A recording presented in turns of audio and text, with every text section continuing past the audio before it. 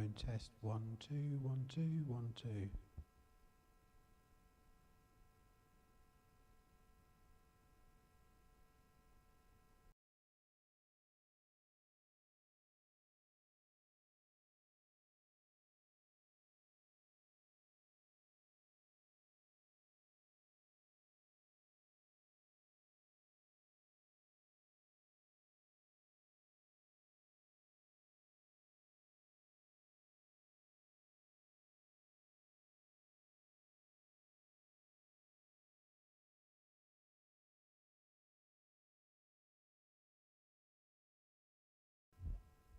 One two one two one two.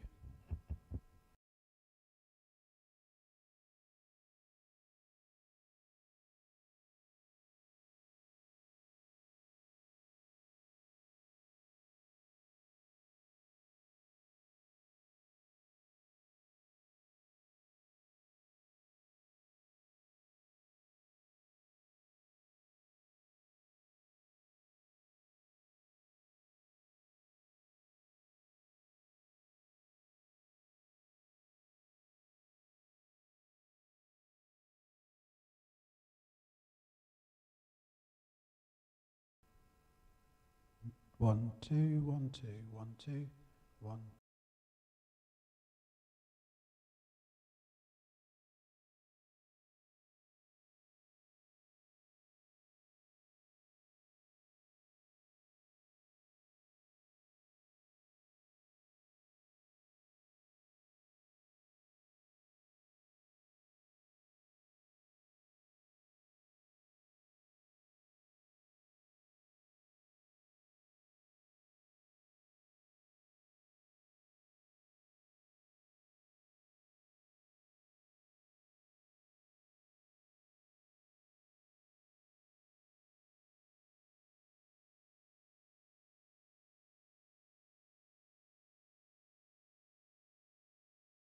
We're just doing a web test, mate. 1 2 1 2. 1 2.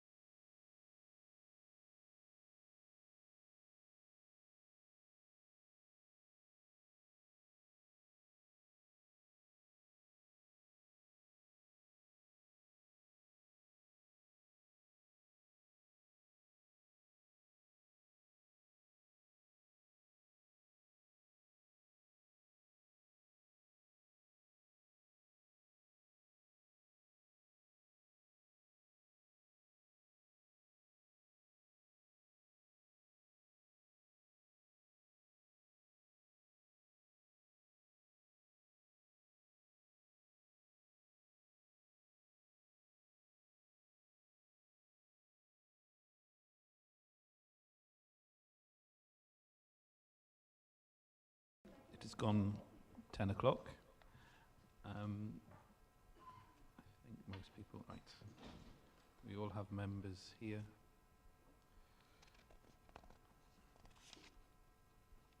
Are we okay for the live stream? Right, okay, so we're now okay for the live stream. Good morning. I'd like to welcome those members of the public and press who are joining us today for this meeting of the Combined Authority Board. There are no fire drills scheduled for today, so if the alarm sounds, I will adjourn the meeting and we will leave the building by the nearest door and gather in the space between this building and the multi-storey car park. A reminder to those present that the public session of this meeting will be live streamed and a recording will be placed on the Combined Authority's website. Can I please ask everyone to turn their mobile phones to silent or vibrate whilst the meeting is taking place. As always, I welcome and value the views of all board members during our debates. I do, though, reserve the right to exercise my discretion as chair during the course of the meeting to determine the time permitted for the speeches and the number of speeches to be made by any member or officer in order to manage the meeting efficiently. I'm also aware that some members may need to leave a little bit earlier, so maybe during the course of the meeting there may be some moving of the agenda items as they come. Item 1.1 is announcements and apologies for absence and declarations of interest. I haven't got anything specific to say, but just I'm very grateful to see so many of the staff of the Combined Authorities here in person and to acknowledge all the hard work they've been doing, particularly over the last month.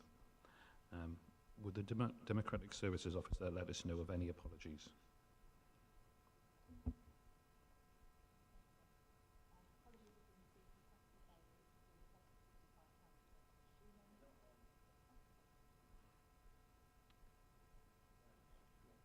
Thank you. Apologies have been received from Councillor Bailey, who is substituted by Councillor Josh Schumann, and from Jan Thomas, who is the co-opted member representing the Integrated Care Partnership. And I can see Councillor, Councillor Bowden, you indicated to speak. Thank you, Mayor. I tried to attract your attention on the previous item. My apologies. I'd just like, for the sake of transparency, even though it is in the Register of Interests, to record that I am a trustee of FACT, and we are talking about bus services later on in the agenda.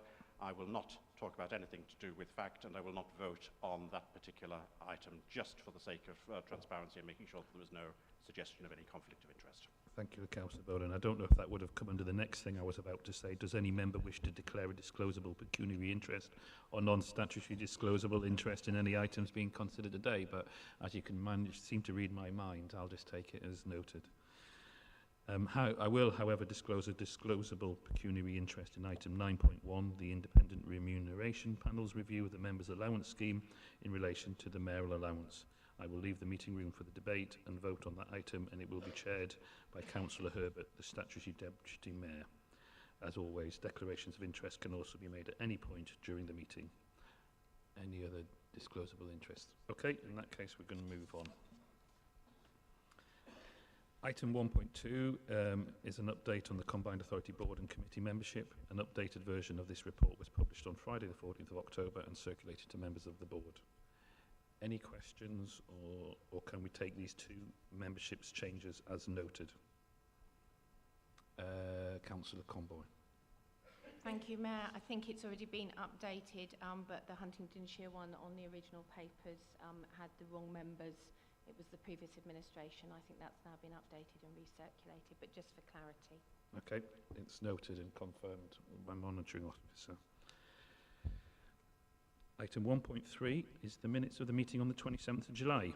Councillor Bowden raised an important question on a point of accuracy on the minutes of the last meeting. The recording of the meeting has now been reviewed and the minutes have been revised to correct the record. Is Councillor Bowden and the board happy to approve the revised minutes as an accurate record? Councillor Bowden. Thank you, Mayor. I'm more than happy with the amendment which has been made, and may I make it abundantly clear that any suspicions I may have that anyone had in any way interfered with the original minutes has clearly been shown by the Chief Executive not to be the case, and that this was purely an inadvertent error in the original version of the minutes. Thank you. There's no further comments or objections, so we'll take those minutes as approved, and I will sign them accordingly. Item 1.4 is the public minutes of the meeting on the 31st of August 2022 and the minutes action log.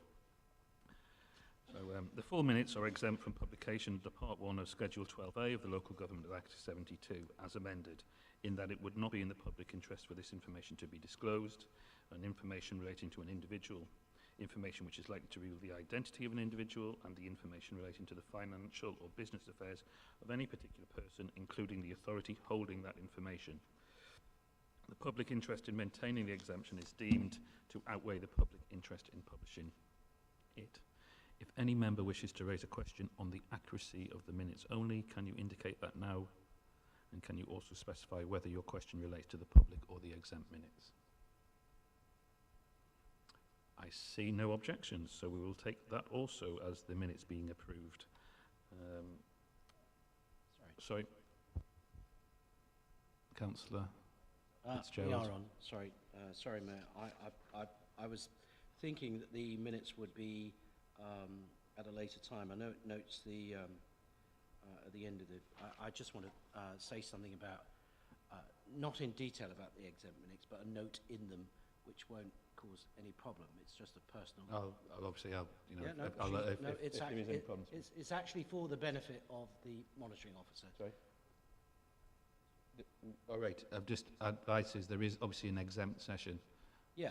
Well, I'm happy to wait till then. It's just Okay, that you fine. asked now about the exempt minutes. Right. So Fine. I don't have a. I just have a point of information about the minutes, but I'm happy to wait. Okay. Thanks a lot. And to add, an updated action log was also included in the published papers. Are there any questions on this, or can we take it as noted? Okay. Thank you. We'll move on. Item 1.5 is petitions. We received one petition this month titled Save the 904 Bus Service. It didn't receive the 500 signatures required by the Constitution for it to be presented at this meeting, but a copy was circulated to all members of the board ahead of today's meeting for our information. And I would also note that much of what is probably the drive to save that particular bus service, as well as many other bus services around the area we cover, is going to be discussed in great detail in other areas of the meeting. But I will now move on to public questions, but what we have had today from Dorothy Ball. I appreciate Ms. Ball put something through our website portal, but it hasn't come to our attention. But can I invite you to come and actually ask the question, and we will deal with it from a point of written answer point of view. At least having made the journey here, we'd like to hear the question.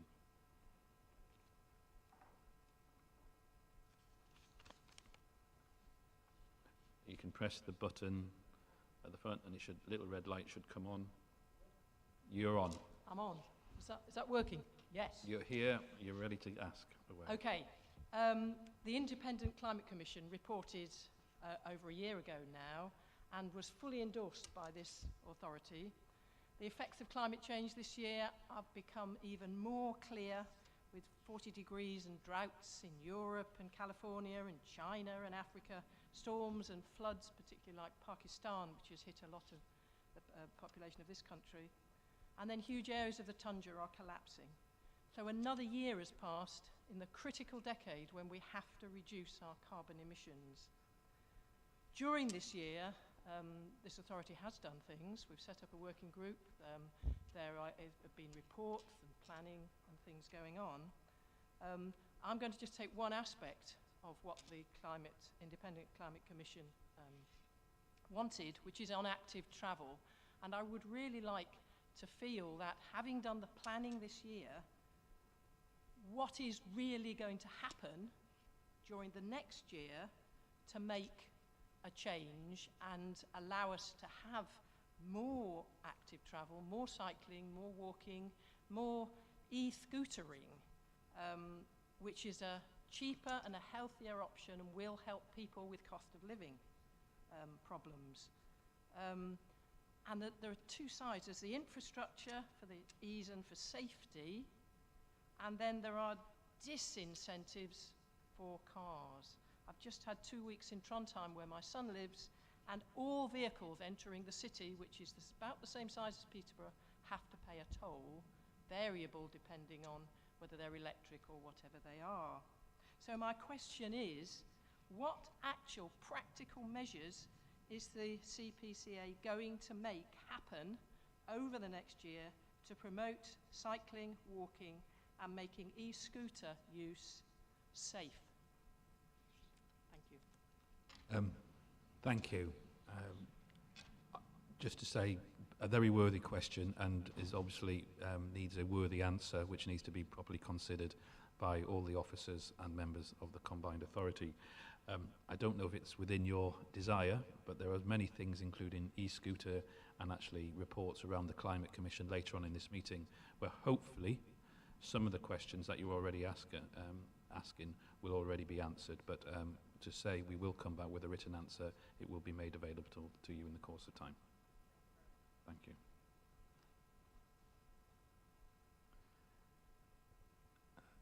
Right, we're going to move on to part 2, which is improvement. This agenda relates to combined authority decisions.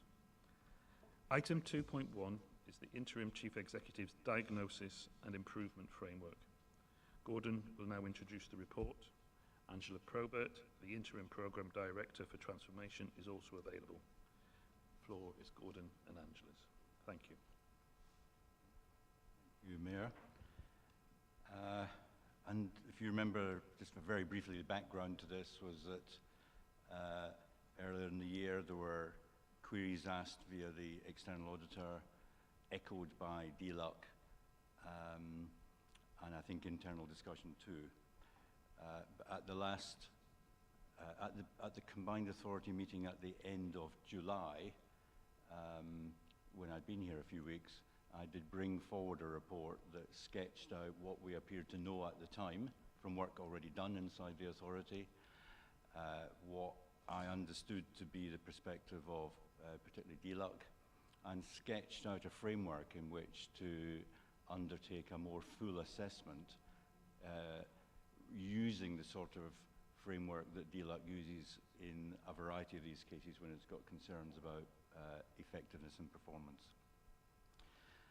The response to that was due to come to the board in September, but the arrangements for that got adjusted in the wake of Queen Elizabeth's death in the mourning period, and we weren't able to call the meeting. So the full report is here today. The advantage of that delay is that actually many of us were involved in a number of other conversations about aspects of that,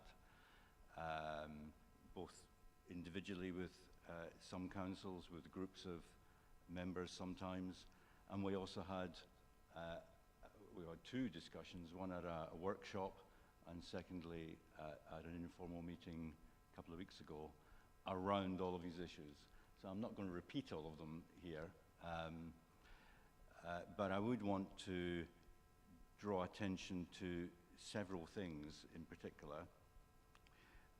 One is that I've tried to lay out in the covering report the scale of change that seems to be required, and secondly try to describe what it is that should be different if some of that change happens reasonably speedily, both in terms of process and effectiveness, about how business runs, how the effectiveness of the Mayoral Combined Authority can be in promoting the area, which is after all the central point of having a Mayoral Combined Authority, and also how that should feel for all you as key players in that, in making that work and seeking benefit for your own patch. So the summary report draws together the lessons from that extensive assessment exercise, which I've drawn from many conversations with a range of people, documentation, asking questions, and other analysis. It proposes an outline improvement plan, particularly focusing on the next number of months and the strands of that. And as has been discussed before, we've now crystallized the proposals around an independent improvement board. If you like, that's a form of assurance. It's a voluntary arrangement. It's about you deciding to do that. As many of you will know, that if Whitehall were to continue to be concerned about progress or moving this forward, in other places they've made a requirement for that type of arrangement or placed people on boards. It is pretty clear, however, I mean, both from my point of view as someone involved in improvement in organisations, and I think probably also from a ministerial point of view, that improvement is always best and more rapid and more effective if the body concerned takes primary responsibility for that, rather than having it done to them by other people. So the proposal on the table is for that board. There's been a lot of conversation and discussion about the sorts of individuals that could be on that board, particularly with DLUC and with the Local Government Association. And I circulated a note late yesterday afternoon with the names of those individuals, some of whom are simply, the councillors on that group have simply been identified by the Local Government Association in different party groups. The focus for this, and I will ask Angela to say something in a sec, but the focus for this is around the 6 areas for improvement sketched out in 4.4 in the covering report. But I think I'd also want you just to recognise and acknowledge that the improvement journey doesn't start tomorrow.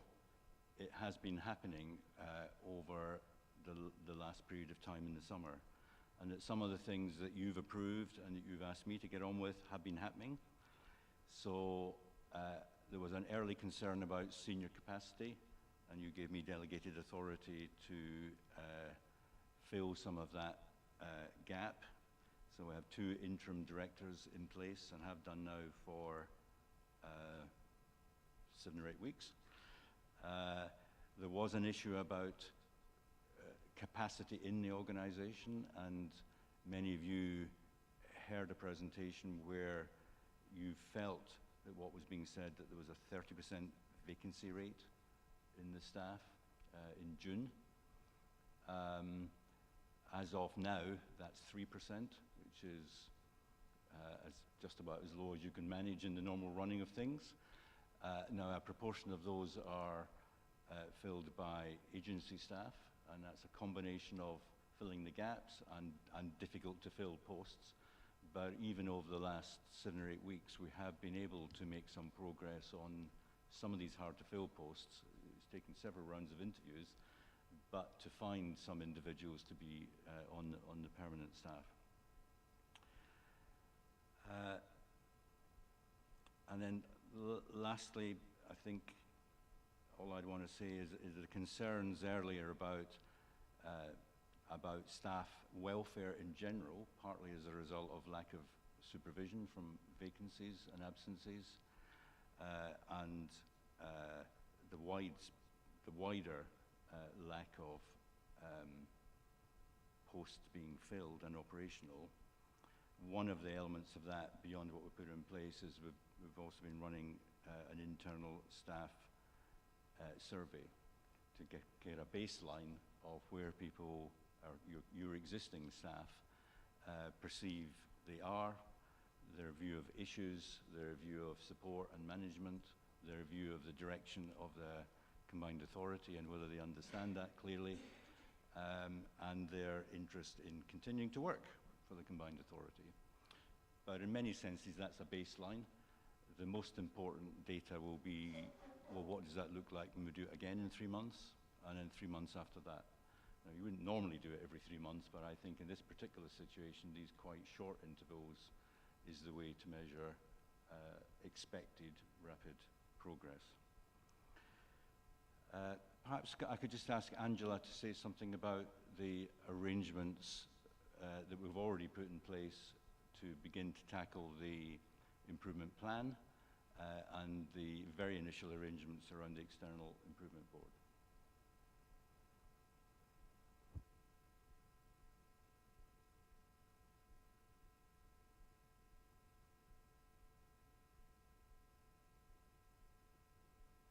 Can you hear me now? Thank you. Thank you, Gordon. Yes, so the report sets out in paragraph 5 and attached at Appendix 2 the improvement plan The improvement plan sets out in some detail the key 6 themes that Gordon has identified in the main and core report. But it also sets out the key actions that will be delivered over the next 3 months. So it's a key and important document, not only for you as the board to understand what we are committing to deliver on, but also for the external observers in terms of what we're setting out to do. Each of those themes is led by an executive team member. So it's important, as Gordon has shared, that we own this improvement across the combined authority, that senior leaders take responsibility for the delivery, but they also act as a team. So rather than individual themes being looked at on their own, that we have come together and we have set up a working group which is made up of the theme leaders, executive team leaders, supported by PMO, the Programme Management Office. So we have a really robust approach to understanding what we need to deliver on, to set out how that's going to deliver, and also making sure that resources are available to do that. And then linked to that is then the reporting of progress against those actions. We have just this week had our second improvement group meeting, and we looked at our first highlight reports. So the documentation that will focus on, are we on track to what we've set out to deliver? And there is a commitment in the board report today that we will report to the Combined Authority Board on a meeting basis, each meeting, the progress that is being made. So that's important that we keep you updated on the progress that we have set out. The other area, just to focus on the plan, is that we're also conscious of the outcomes that we need to deliver against and test ourselves, and Gordon has set out some of those this morning.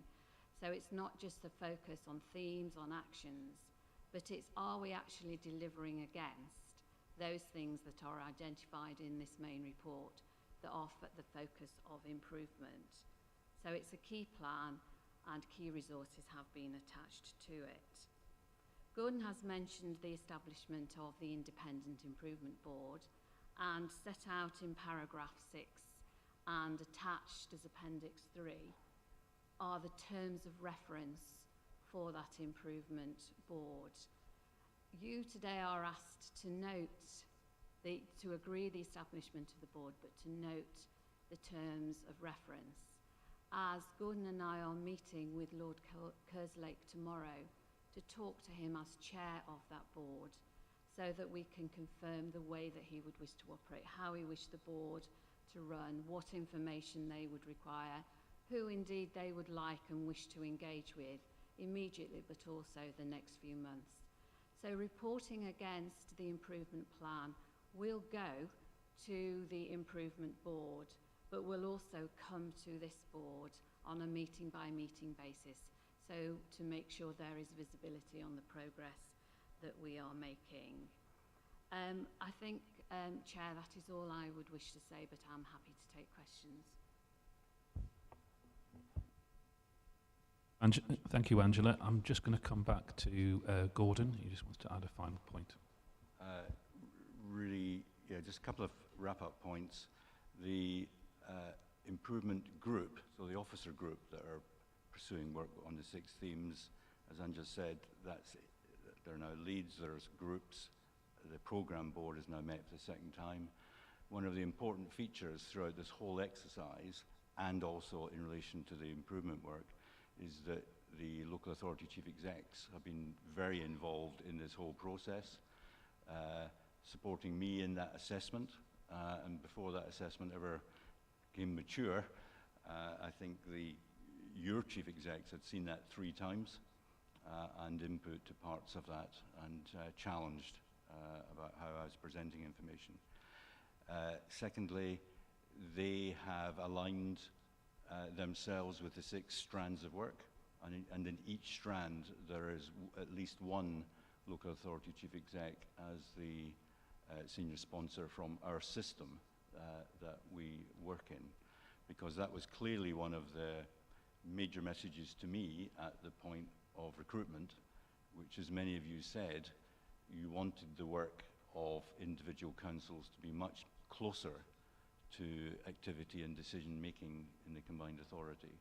That this is only going to work at its best if the combined authority works as a part of the system and adds value to the work of existing other organisations. And just finally to say, as is the normal way in these cycles of business in the combined authority, different versions of this report for particular purposes have already been discussed at the Audit and Governance Committee about 10 days ago. They didn't have this full report, but they had a set of slides that took them through the main messages and exploring what their role would be. And then secondly, at the Overview and Scrutiny meeting, which feels only a moment ago because it was right here, this exact position, who also discussed the range of issues around this. And I can't quite remember what the word was, whether they welcomed it or something else, but one of those positive words at the end of about an hour's discussion on Monday.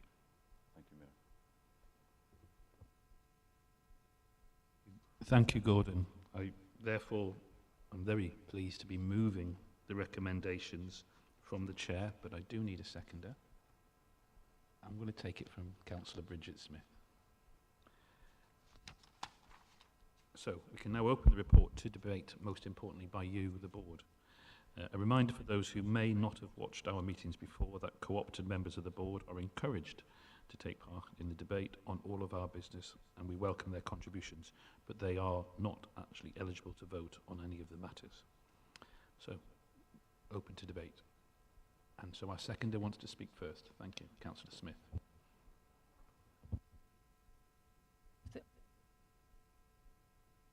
Am I on? Okay, well, that's marvellous. Thank you very much. Okay. Right. So there's a number of things I want to say and a couple of questions as well. So, you know, being fortunate enough to have attracted Gordon Mitchell to come here, and the immediate involvement of all of our chief execs gave me enormous confidence and encouragement from the outset that this was going to work positively. What I'm experiencing now from the combined authority, you know, reaffirms that. It feels completely different. Already it feels completely different. There is a sort of vibrancy and optimism to it.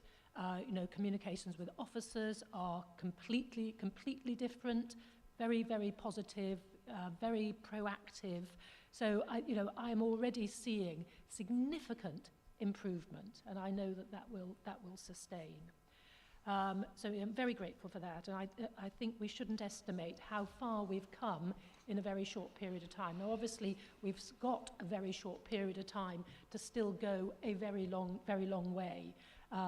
But you know, what I'm hoping is that the will is with all of us to do our best to help that happen. And a lot of it is down to us as board members. This isn't something that Mr. Mitchell and our chief executives and all the staff are delighted to hear. There's only 3% vacancies now. That's fabulous.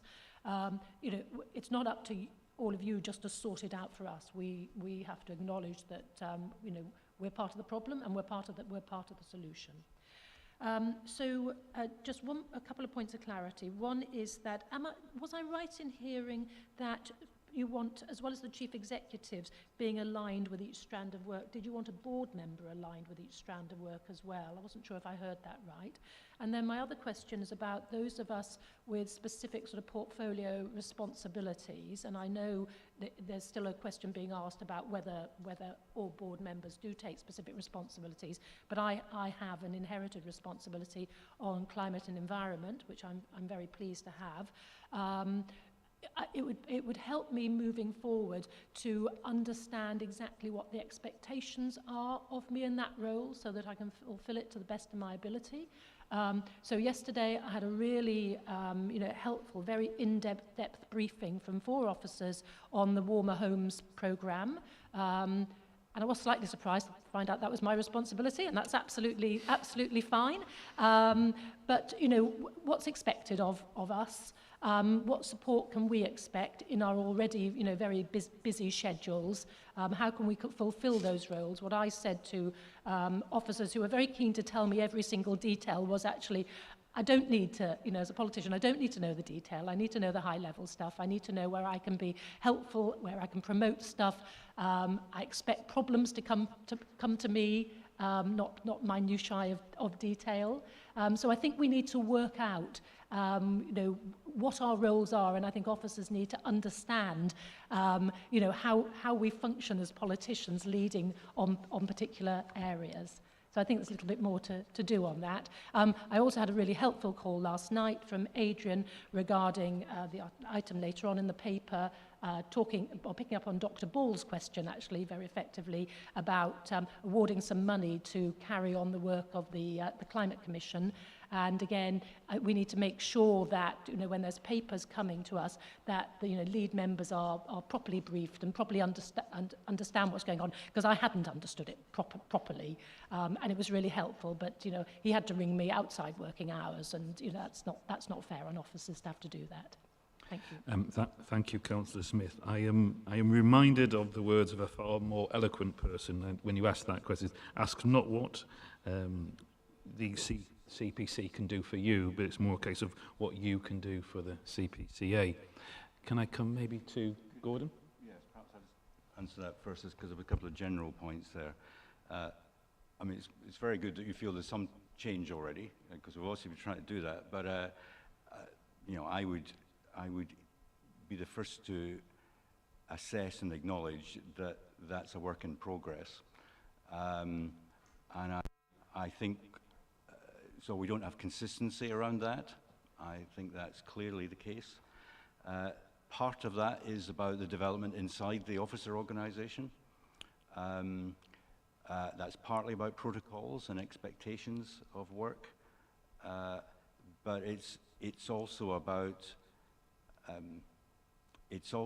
supporting staff that work in CPCA, many of whom are relatively new over the last 9 months or so, maybe a surprisingly large proportion, actually beginning a conversation about not just how you work with members, but how you work with very senior members, because all of you are leaders in councils, and recognizing that this isn't your primary activity, that when you're involved in the CPCA, it's for added benefit. It's not because you're spending 90% of your time of it.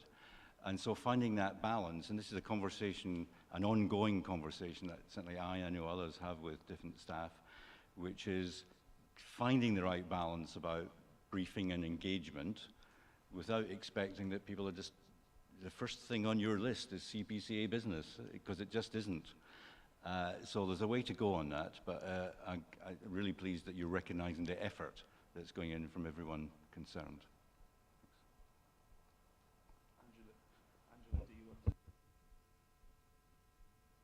Yes, thank you. Gordon sent out last night to board members the makeup of the improvement board. So the board is made up of members and also attendees. So have a look at that, and on that there are external members who have been identified, but in attendance will be the mayor, and also from the Lib Dems will be Councillor Murphy, and there will be potentially other members who can attend. So I think there are opportunities to attend the board, but also to work outside of the board, and I think that would be a good conversation to have.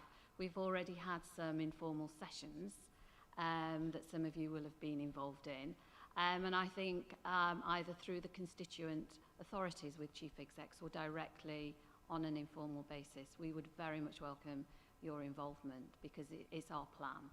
We all have a role to play and a contribution to make to it, so we will talk further about that. Thank you, Angela.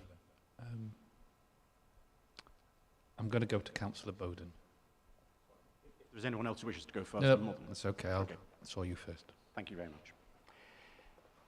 I think it's important that we don't forget and that we don't failed to acknowledge just how deep and dark a place this organisation had come to during the course of the last 17 months.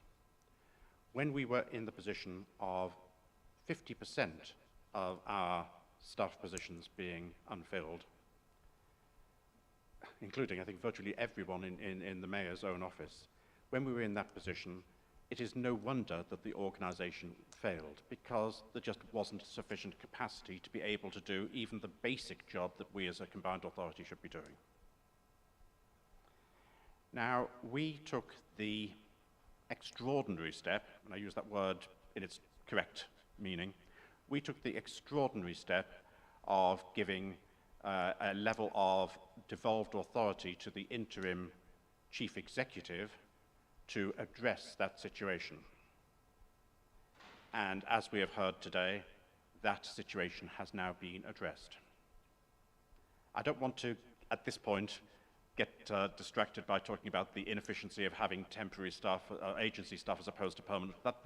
That's not fundamental. It's an important issue, it's a financial issue, but it's not fundamental to the problem that we faced, because the problem that we faced was absolute failure of capacity in this organisation, and that problem has been solved. And congratulations to the interim chief executive for managing to do that in a remarkably short period of time, given the number of vacancies that there were to fill, and also given the difficulty in some of those areas, some of those specialised areas, of managing to get appropriate individuals to fill them. That reconstitution of the capacity of this organisation gives us a base upon which we can now effectively build. Without that base, we could talk between ourselves on the board until the cows come home, and it wouldn't have made any difference whatsoever. So I personally would like to record my thanks to the interim chief executive for repaying the trust, the extreme amount of trust that we put in him, but for repaying that trust by actually achieving what he said he was going to set out to achieve. And I wasn't convinced, to be quite honest, he'd be capable of doing that in so short a space of time, because it was a big job. So I'll place on record now my thanks to him for doing that. It now is for us to be able to move forwards on the basis that at least we have the staff in place for us to be able to do the work that we as a combined authority are meant to do. But as we'll be seeing on further agenda items which are coming up, we will now, and for some time to come, have to deal with the consequences of the failures that have been over the last 17 months, which primarily have been down to those staffing issues. So it's not as though we're now out of the woods, and it's not as though we're even at an even position, because we're still digging ourselves out of some holes that we've created for ourselves. But the point is, the most important, the most difficult thing, in my opinion, has been achieved by the interim chief executive. At least we've got staff in place to be able to do the work. Now it's for us, as a combined authority board, together with our partners, together with our colleagues, and together with other committees that the CPCA has, it's now for us to start to make the CPCA work for all of the residents and businesses in the combined authority area. But we have to do that without, it's no use just sweeping under the carpet where we have been, because we'll have to recognise that we do have an awful lot of work just to get back to where we should have been originally. So I don't want this to be over-congratulatory, although I do congratulate the interim chief executive for what he's done, but I don't want us to sit back and think, oh, we've done it all now, it's great, it's all been achieved. We have done the most important, the interim chief executive has done the most important part of this to allow us to have the foundation to rebuild this organisation. It's up to us to take advantage of that. And we all have to try to pull together. We will have our political differences within the board, and there is nothing wrong with having differences of opinion. That is what a representative democracy is about, that you do have differences of opinion which are brought to the public table to discuss. But ultimately we have to pull together as best as we can, because together, through the CPCA, we will achieve far more than we would if we were divided and we didn't have the CPCA. So the Chief Executive, Mayor, if I may say, the interim Chief Executive has provided us now with a lifeline. It's up to us if we grab that lifeline and make use of it. Thank you, Mayor. Wise and respectful words, Councillor Bowden. I thank you for those as well. Other want to speak? Alex Plant.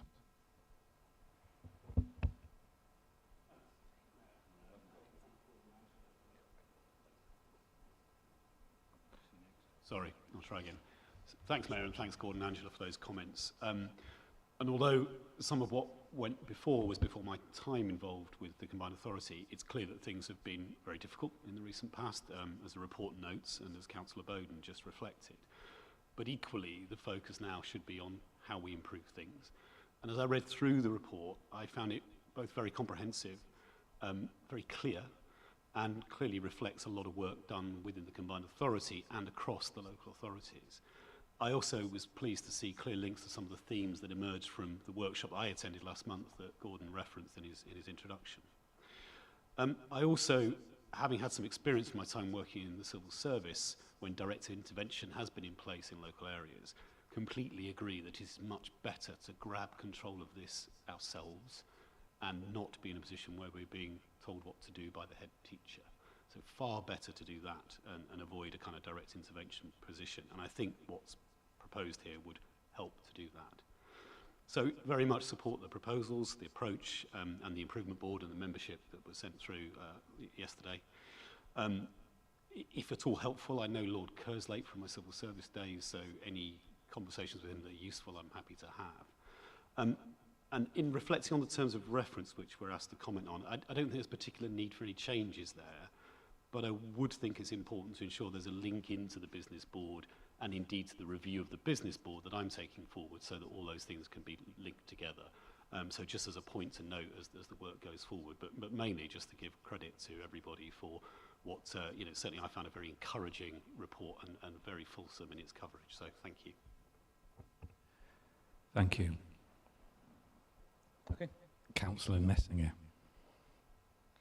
Thank you very much. I'm going to agree with lots of things that people have already said. I think I'm going to start off by agreeing with Councillor Smith in saying that the Combined Authority does feel very different now from where it has been throughout its history, in fact. I think that all board members are feeling far more confidence in the senior management team that we have now than I think has been the case, certainly for a number of years. So I think that's very, very helpful. And I have also been extremely impressed by how quickly Gordon and Angela and Mark and Edwina have supported us and in making that change happen in such a short space of time. And I would like to thank them very much for that work. I do want to reflect a little bit on the comments that Chris has made.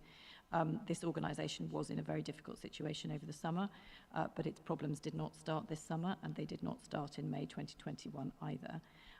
I could talk at some length about that, but I think noting the comments that are being made in the Improvement Board requests about concentrating on moving forward and working together as a team, I am not going to do that. I'm just going to say that I think that we are now in an opportunity in a position to grasp a second chance to make this Combined Authority work.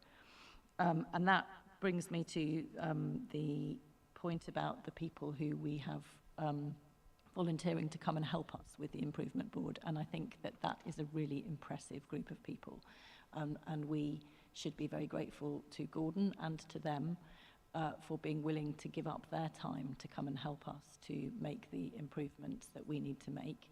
I think it's actually a sign of some confidence in the potential of this Combined Authority that such an impressive group of people are willing to come and give up their time to support us on this journey. And I think we will all look forward very much to working with them and learning from them, and in the hope that we can actually make this organisation into something which offers real benefits to all of the constituent parts, as I'm sure we all intend to do. So the most important part of that, though, was the thanks to Gordon and the team for everything that they've done in the last couple of months, because it really is very, very impressive just how different this organisation feels. Thank you. Thank you again, Councillor. Yes, Councillor Conboy. Thank you very much, Mayor. I'm going to echo a lot of the comments that my other colleagues have said. I'm still the new girl, having only joined in May. This is the most positive meeting in terms of tone and conversation that I've attended. I'm really impressed by the progress that we're making. I equally undertook for my residents, as I was reminded at full council just this last couple of days, to make sure that we get the very best for residents out of the combined authority. And whilst I have a vested interest in Huntingdonshire, actually that means every resident in Cambridgeshire and Peterborough. And I see Councillor Bowden nodding. It's really important that we do the very best for everybody in our communities. I also would like to put on record my thanks to Gordon and his team, but I would also like to thank the members around this board, because actually we are a key part of making this work. And I think the informal discussions that we've been involved in shows there is much that joins us and unites us, as well as the differences of opinions that we will probably inevitably have, and it's right and proper that we do so. But I think the tone in which we have those debates and express those views is really important, that we keep it in a positive frame, because actually that's what residents need from us in order to progress the work of the combined authority overall. So thank you to everybody who's been involved, and I hope the people in the audience hear that loudly and clearly. And certainly I'm incredibly pleased that we are in this place, and will do all I can to support us moving forward positively. Thank you, Councillor. Councillor Herbert. Just a few brief additional comments, and echoing what has been said. I do think that we should, in reviewing where we're at, pay tribute to a lot of people who work for us, because there's a lot of people that have had a difficult time in the last year, and we are lucky to have them, and their contribution is critical. They are in many ways the link between where we were and where we're going. In thanking our current two interim assistant chief executives effectively as directors, we do need to move to appoint permanent people, and that's not because we haven't got very able directors currently, but that they will be the foundation of the organisation in moving forward.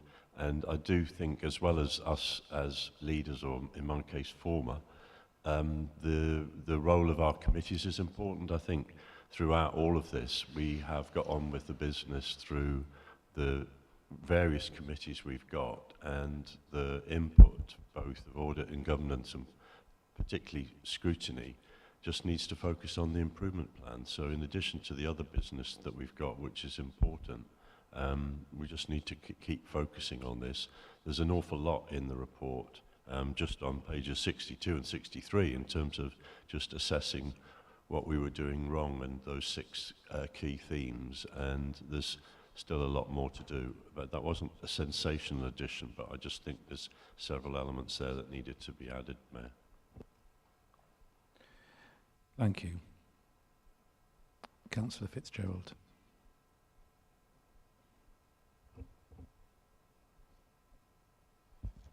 We have a couple of dodgy buttons, it seems. I'll be supporting the report, and I, again, would echo sentiments that the team, thank you, Gordon, you've done a stunning job in terms of turning this, well, putting in context, identifying the past, the present, and looking to the future. So, but I agree with Councillor Bowden that we shouldn't be self-congratulatory about this position.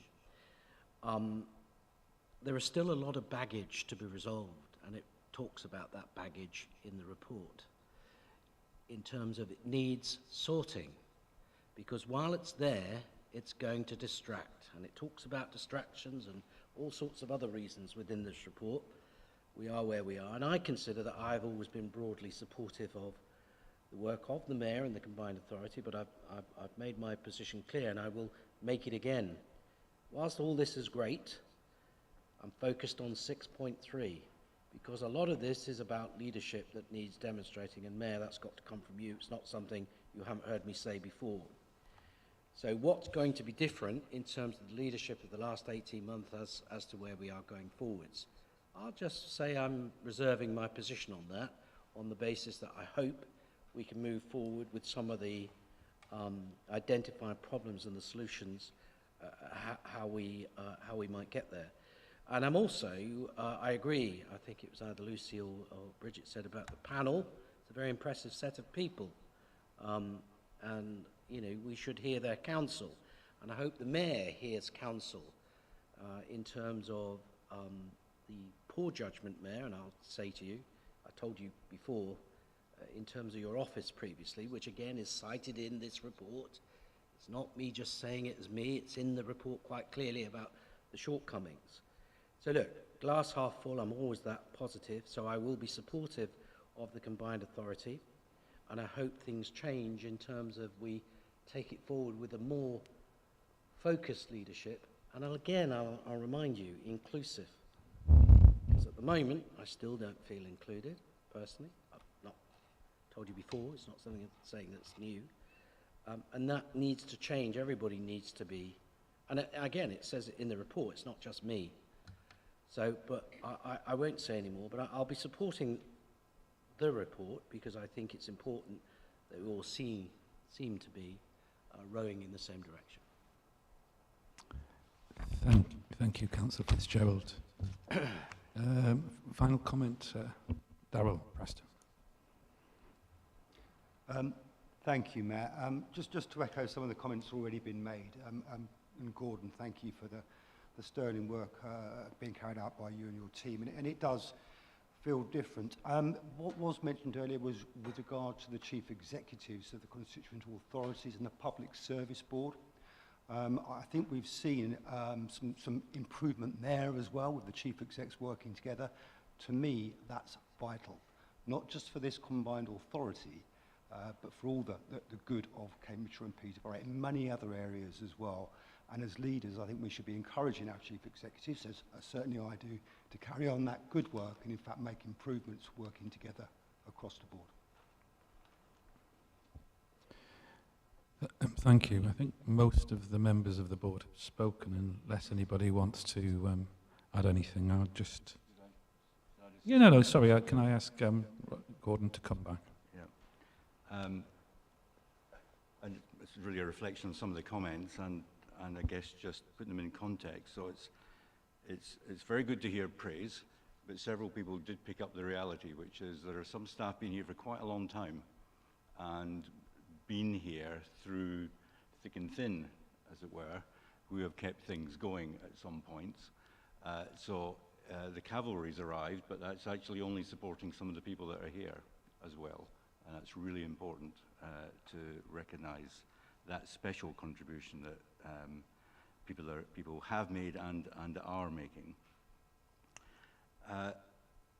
There was also a point made about the calibre of the individuals on the external board, and I can't quite remember what the phrase was about. They didn't quite say it this way. Did they understand what they're getting involved with? Was sort of the sentiment, wasn't it?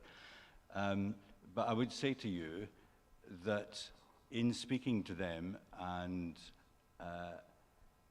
describing, because clearly all of them wanted to know what's the state of affairs here. I mean, most people want to align with the prospect of success and not the opposite. And I have been giving that message to them, that in my experience, having been here for several months before speaking to them, was, you know, I think there's every prospect of moving on here to the next level than where we've got now. And that in joining the external group to work alongside all of us, it wasn't the type of exercise where they're battling through an assessment and trying to get people to recognize the scale of the issues. Actually, we've got to that point. And that's my experience in working with you in different groups and what I've communicated to them.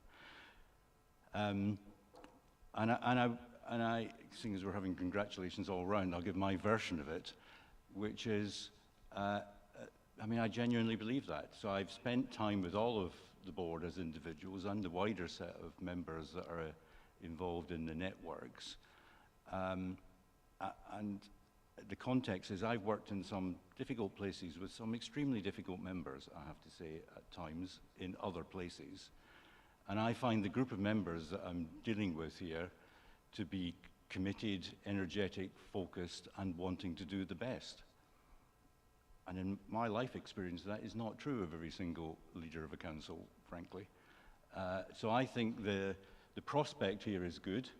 I think it's good to hear that you feel we've taken these initial steps, but the challenge is properly to build on that, and that's about adjusting processes, it's about adjusting routines, it's about adjusting the way of working, and I think always, for all individuals here, just remembering that measure, which is that there is more to gain by working together on some of these issues than pulling it apart. And that's the prize for you all. It's not just to be friendly and have nice tea and coffee at meetings. It is that you get much more for this area than you would otherwise get because of all the elements, the mayor, the board, individual players, chief execs, working to that purpose. So I'm very happy to be here because it's great to be involved with the prospect of success. Hopefully it will be even more clear by Christmas that we've taken another few steps forward. Thanks very much, Mayor. Thank you, Gordon. So I haven't spoken yet, but I will. I just want to say how carefully I've listened to everything that's been said, the good and the bad. But before we move to the vote, I'd also like to make a few observations that I personally note and accept all the key messages set out in the diagnosis and report. I also want to kind of acknowledge the progress that has been made in establishing the Independent Improvement Board and its membership. Being chaired by Lord Kerslake, I really do believe someone who will make a significant contribution to how we address the challenges, indeed all members of that board, and that have been set out and how we will work towards a common goal. I think it's also important, I note one of them is here today, to thank constituent council chief executives for going above and beyond, and their councillors for stepping up and supporting the improvement activity.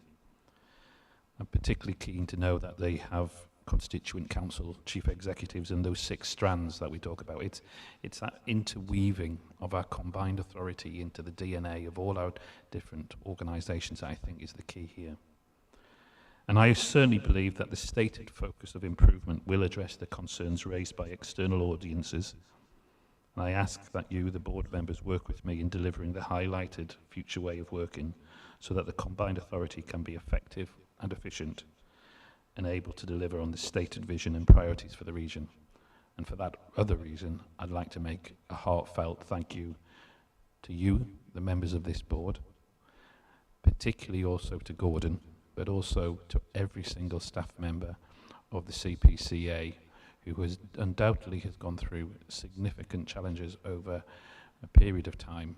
And I'm very grateful for you bearing with us and actually getting on board and helping us to the point that we can proudly say we've only got 3% sort of gap in our staffing levels, which, as far as I'm concerned, coming from the NHS, is pretty impressive. So, we'll move to the vote. Those in favour of accepting the recommendations, raise your hands. I believe that's unanimous. Thank you, all of you. We now move on to item 2.2, which is actually the senior management restructure.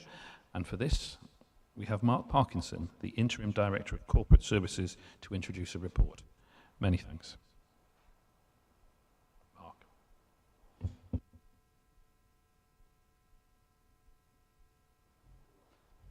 Thank you, Mayor. Good morning, Board. I think this is the first time I've presented, so be gentle with me, I think is the first thing I would say. The thing I'd like to say is that for those that don't know me, as the Mayor's just identified, I'm Mark Parkinson. I'm the new Interim Director of Corporate Services. I'm here basically to talk through agenda item 2.2, which is the senior management restructure. The good thing is I will be brief, so I won't take up a substantial amount of your time, because I think a lot of it actually links to what you've just listened to, very much around the improvement plan. So, what you have before you is 3 items. You have the covering report, sorry, I'll say that again. You have the covering report itself, which basically asks for 3 things. It asks you to note the report and to note the senior management structure which is contained within it. It asks for approval to commence the recruitment into the new structure. And finally, it seeks approval for the Chief Exec to make any financial settlement in respect of any redundancies associated with this restructure. The report itself doesn't go into substantial detail. However, alongside that, what you have is a slide pack at Appendix 1. The slide pack then goes into substantially more detail. It covers the current structure, covers the rationale for change, working very much on performance, leadership, and giving a big focus on place, and that's the fundamental part of what it is we're trying to do. It then talks very much around the new structure, based on 3 executive directors, shows the various clustering of the services within that, the financial consequences, saving of £130,000, and then it goes on to give a draft timeline for the recruitment. And that again looks at round about March, April, for the recruitment of the EDs, with the Chief Exec role to be some time after that. You also have an Appendix 2. Appendix 2 is the detail of the staff consultation that took place in respect of the structure. So what you have there is all the comments that were raised by staff across the organisation with the subsequent responses. It's not my intention to go any further detail. However, if the board approves this today, then the next steps will be to commence with the recruitment itself and to engage with the employment committee moving forward in respect of the appointment of the various individuals. I said I would be brief. That is me done, and I'm very to accept any questions that members and other board members may have. Thank you, Mark. The report is open to debate. Councillor Smith.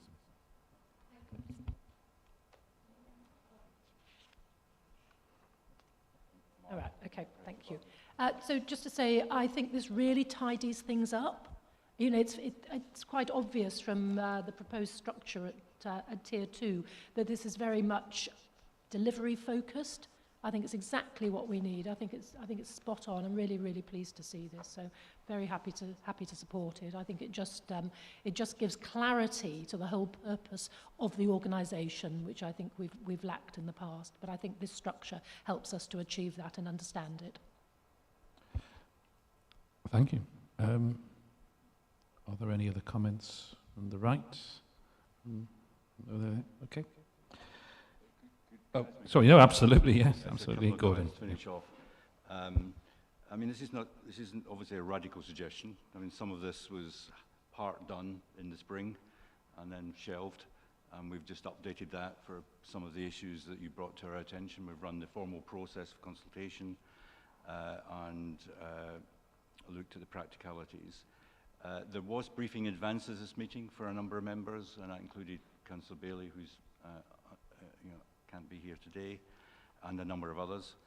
I would say in moving ahead, I think I'll probably be looking to work with, it would be ideal to work with a small informal group of members, perhaps one from each party, just about making the arrangements around finalising the job descriptions and the actual process with a search agency. We don't have to agree who that is, but that would just make things easier for us to move on at a bit of pace rather than the next round of meetings in committees. But thanks, Mayor. Thank you for the clarification points. Councillor Fitzgerald. There's a question for Gordon, really, or to Mark. Who are we using in support of the recruitment campaign? External recruiters, or in terms of evaluating for job descriptions and sifting and the like? The CPCA's had a arrangement with PENA for some years, so I would probably just go with that. Yeah. Okay, thank you. Right. Okay, well, nobody else is indicating a need or a desire to speak. So, like with the previous discussion, I am moving the recommendations from the chair. I'm looking for a seconder, and Councillor Herbert, thank you for that. Votes in favour? And vote yeah, I say it's unanimous again. So thank you again for you being unanimous.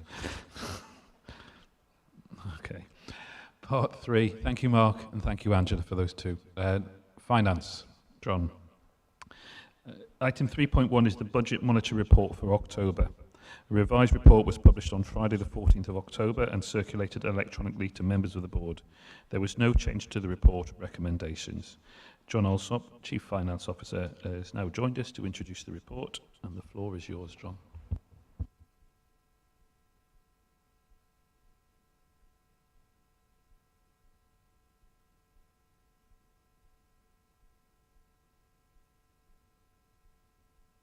Sorry, thank you. I'll start again, thank you. Thank you, Mayor. Good morning, members. This paper provides a forecast outturn position on revenue and capital budgets for the year to date. The revenue forecast highlighted in the table under paragraph 3.1 shows an underspend for the year of about £7.5 million. The majority of this, about 6.5 million, relates to the revenue elements of administering the Net Zero Hub capital grants, so will not provide a genuine revenue saving to the authority in year. We are, however, predicting better than expected returns from our treasury balances due to much higher interest rates than was assumed during budget setting. And we're also not expecting to use the budgeted provision for interest payable on borrowing this financial year. The combination of these factors contribute to an expected genuine underspend of around £900,000 excuse me, for the year on the corporate revenue budget. The capital programme is showing an outturn forecast of about 170 million against the original budget of 265 million for the year, as shown in the table under paragraph 4.1.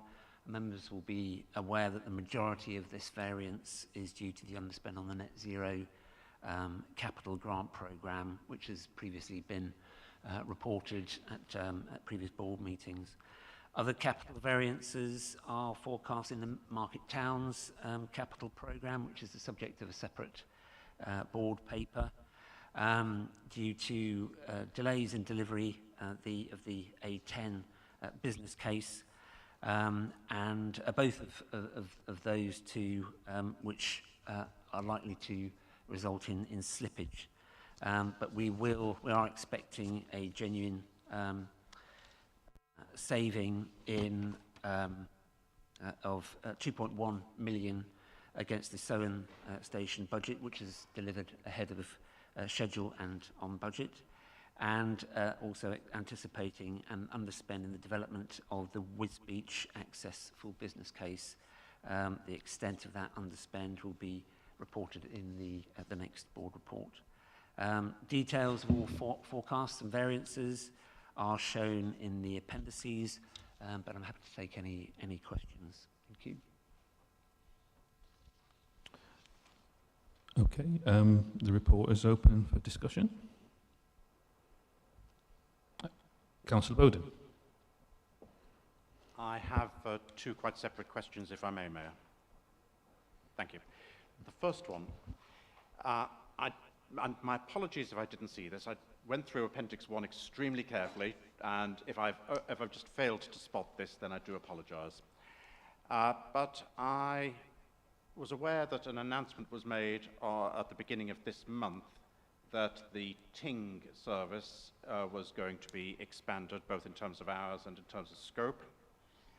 And given that we had a debate about this a few months ago, Mayor, I was a little bit surprised that had happened without coming back to the board as had been promised.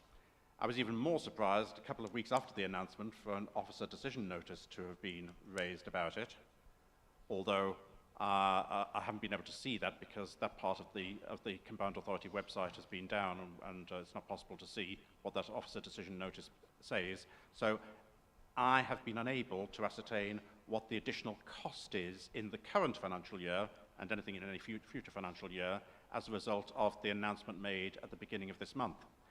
And I've tried to look in this paper to see if there is anything within it to do with that, and I haven't been able to see it. And as I say, if it's my fault for just overlooking it, then I do apologise.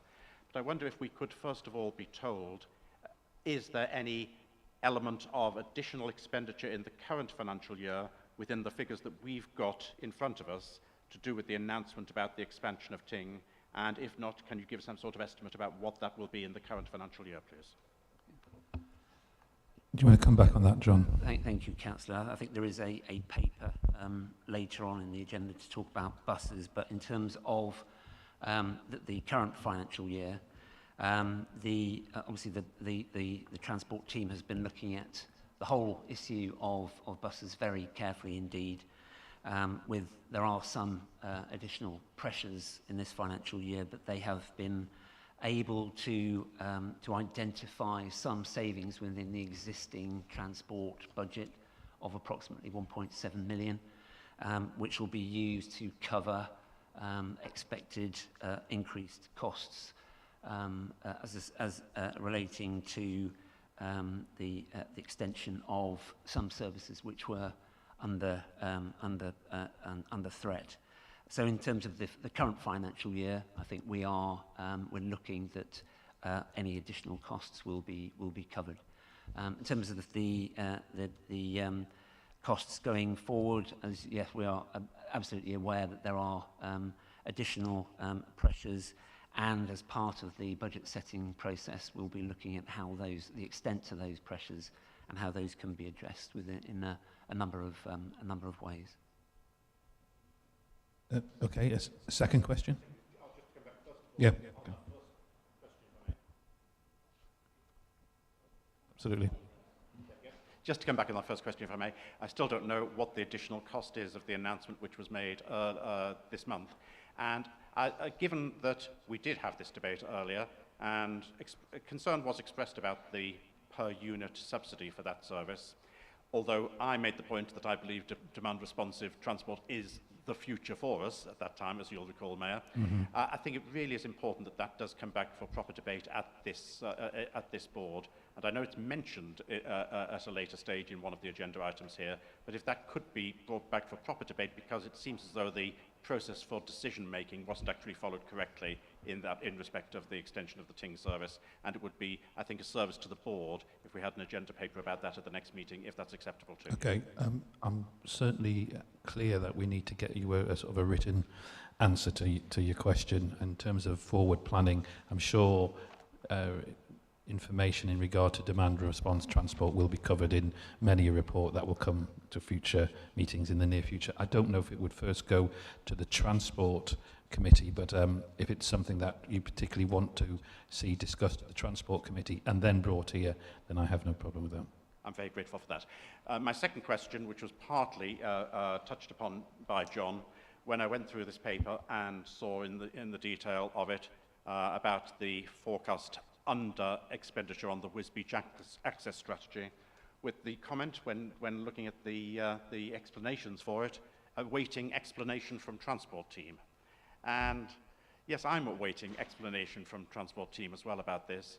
And whilst I appreciate that we've been told by John that there will be a paper at the next meeting, is there any indication whatsoever that this money is actually going to be spent on what it is that it is meant to be spent on? We've been talking about this for years and years, well before even the combined authority took responsibility for this, when it was the county council. And this is really disruptive and failing to engender the growth that we can have in Wisbech. So it's an important issue. And I just wonder if either John from the finance side or even you as the mayor can give some indication now, rather than us waiting for the next meeting, as to what explanation there is and what progress there can be. John, from a finance point of view, can you help here? I think it's probably a question for the transport team, but yeah. We'll get back to you on that. But in relation to the paper itself, apologies, I think there was an early version of the report that was originally published, but that had been updated.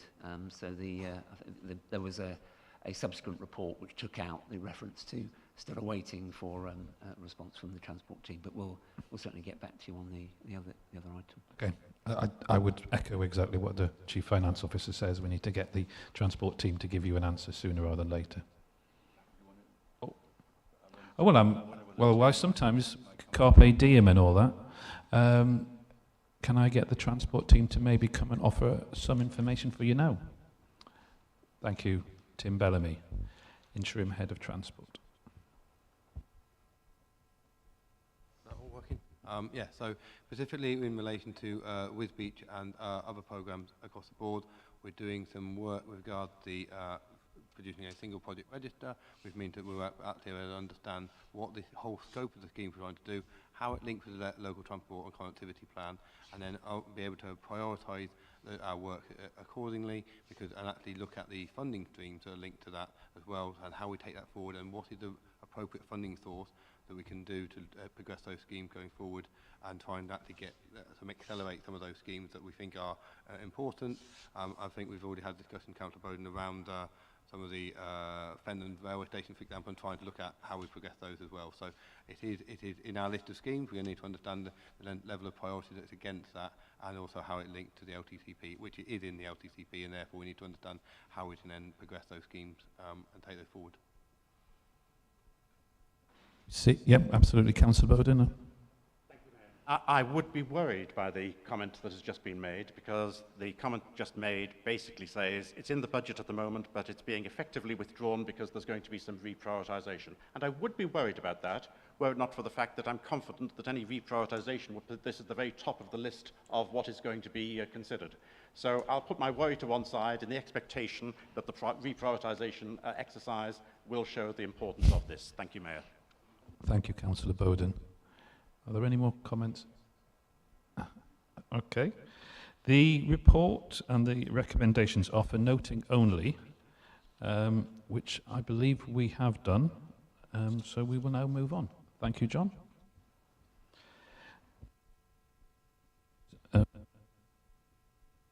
Right. Next, part 4 is combined authority decisions.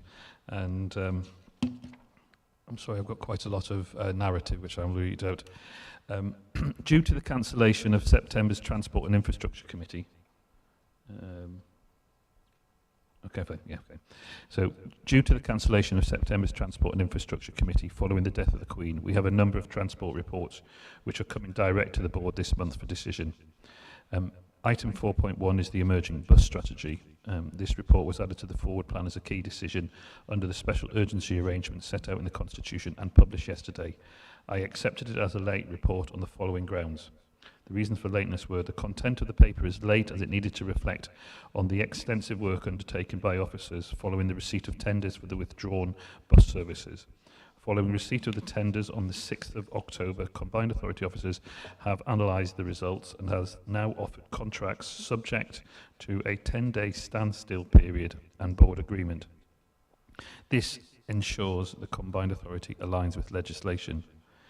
In addition, needs to be taken at this Combined Authority Board meeting to allow for bus service, the contracts to be agreed to allow new contracts to commence on the 30th of October to allow for, importantly, a continuous service for the understandably worried communities of Cambridgeshire and Peterbrough. The report does contain 2 appendices which are exempt from publication to Part 1 of Schedule 12A of the Local Government Act 72 as amended, and it would not be in the public interest for this information to be disclosed. Information relating to an individual, information which is likely to reveal the identity of an individual, information relating to the financial or business affairs of any particular person, including the authority holding that information, and the public interest in maintaining the exemption is deemed to outweigh the public interest in publishing it. Does any member want to discuss the exempt appendices? Sorry, Councillor Bowden. Mayor, I would absolutely love to discuss the exempt appendices. However, I do accept that there is a 10-day standstill period, and therefore the exemption which there is under the Local Government Act 1972 is appropriate. That will significantly restrict what we can say in the debate on this whole agenda item, but I think that is the legal position, and that's something which we absolutely have to follow. But may I just get your confirmation, Mayor, that the information in those exempt appendices will no longer be exempt once the 10-day standstill period for the proposed new operators to respond expires. I have a nod from the head of transport. 2 nods. So the answer to that is yes. I believe the date is the 25th of October? 24th. 24th, yeah. Next Monday. That's extremely helpful. Thank you, Mayor. Yeah. In that case, if we're not going to discuss anything in the exempt part, I will ask Steve no, he's not here. I will ask Tim Bellamy, the interim head of transport, and Paul Nelson, public transport manager, to introduce the public report only. And once again, I thank you for the incredible amount of hard work you have done over the last month. I'm sure you'll get a lot of that over the next discussion. Over to you. Thank you, Mayor. Thank you, members. And good morning again, and thank you for the opportunity to update you with regards where we are on the buses. So I will take you through the high level, and then I'll hand over to Paul with regard to the process, with regard to the short-term issues. So just in relation to paper, we are continuing to develop the bus strategy as a daughter document to the local transport and connectivity plan. A draft of this will be taken to the Transport Infrastructure Committee in November, and subsequently will come to the board meeting in November, and hopefully will go to a consultation following that, and members and constituent council officers are engaged in that process and how we're taking that forward. And we're also engaging with GCP and consultants to have something that's coherent for 6 weeks' time. In relation to the bus service improvement plan, otherwise known as BSIP, the Combined Authority have spoken to DFT around the extension to the timeframes for the delivery of the BSIP. We have got an extension to the end of November. This will allow us to incorporate the views of where we are with the bus strategy, but also some of the work we're currently doing, and which Paul will update on in the short term, and understand how that all plays in. So we have got an extension to the end of November, and that will be signed off through the Transport Committee on the 16th. Also, in relation to the next round of meetings, so the Transport Infrastructure Committee and the board, we will be giving each of them, each meeting, an update with where we are on the enhanced partnership and the framework work. So all of that as a package will come, may come separately as items, but you'll obviously be able to see a coherent picture around the strategy and then how we're going to deliver that, etc., going forward. In relation to the short-term issues, so the bus recovery, as you see from the paper, the bus recovery grant was extended on the 19th of August. On the 16th of September, DACO confirmed the withdrawal of services, and subsequently the Combined Authority commenced a competitive tender process. Paul is here to take you through some of the our latest position and the process we went through to come to where we have got to.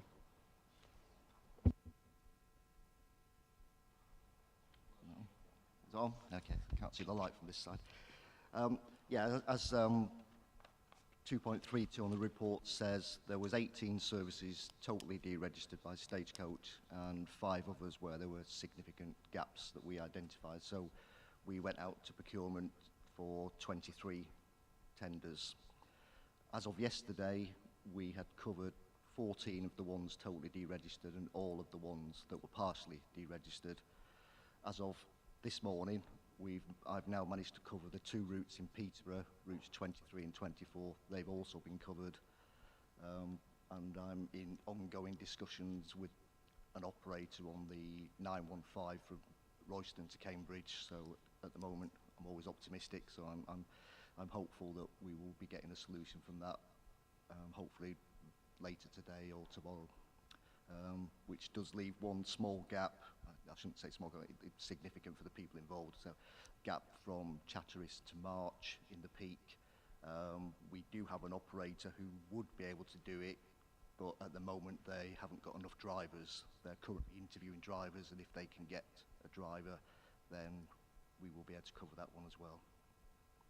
So that's an update on the current position as of 11:26 today. You very clearly demonstrate how this has been a very fast-moving and challenging for the Combined Authority, and I thought the report was excellent, but having that additional good news around for some of the residents of Peterborough, I can only say that is one of those times where my heart is now lifted again. However, we are here to debate the report, and there is much that needs to be highlighted. I'm going to come to Councillor Bowden first. Thank you very much indeed, Mayor. And I do note, Mayor, that a little bit has been mentioned, which actually was in the exempt session, in the comments which we've, exempt papers we've just heard about specific routes. So to the extent that it's now been put into the public arena, may I say that how much I support the urgency of the March to Chatteris lacuna, which there is in the current proposals, which is a serious problem. But given that that's been mentioned, I will mention it as well. Again, we do need to remember why we are here and why we're in this position which no other combined authority is in, mayoral combined authority is in the country. Back in March and April, nearly £7 billion of government money was provided to England outside London, and about 2/3 of England's population benefited from the new investment. And I quote from the government website, to make buses more frequent, more reliable, easier to understand and use, cheaper or greener.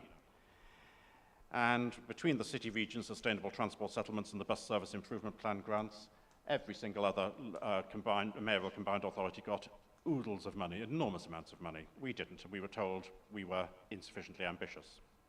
And I think it's very important that we do learn from that. Comment has already been made that a paper's going before the Transport and Infrastructure Committee on the 16th of November about the BSIP. I hope about other potential sources of finance as well, so that we can try our level best to get more money from central government, because we are not unique that we don't need additional money for our bus services. It's abundantly clear that we do.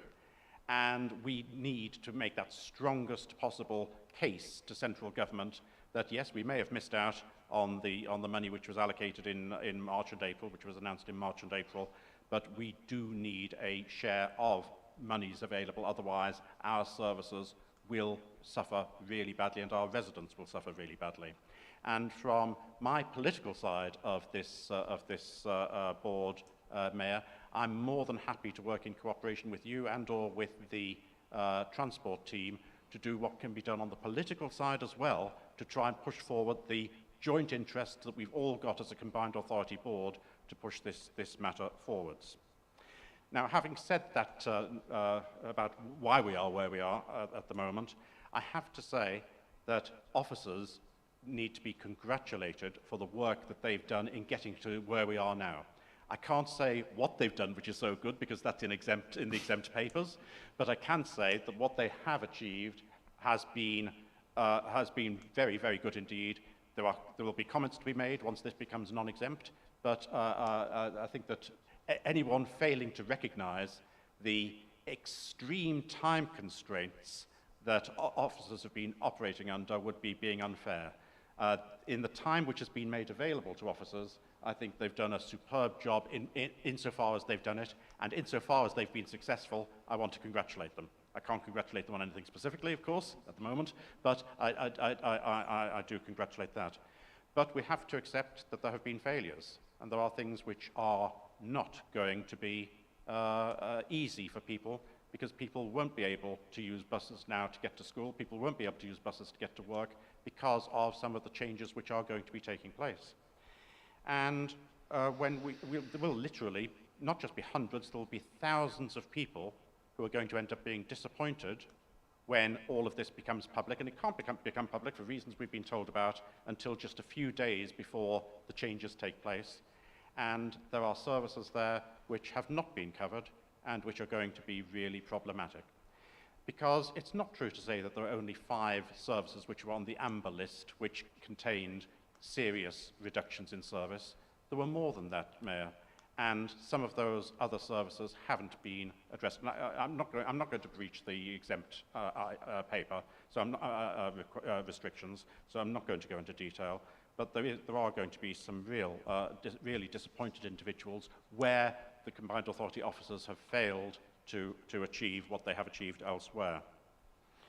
So we need now to consider, particularly, I have to say, something which is really serious, about the subsidised services which we have already been subsidising, which we inherited from the county council. And some of those services are being changed by Stagecoach as well. Timetables being changed, which make it impossible for people to use it, school children in particular, to use some of those subsidised services to get to or from school. And some people won't be able to get to or from work. And much is going to be, and I've provided you with some written questions, Mayor, so you'll be able to answer them at the end.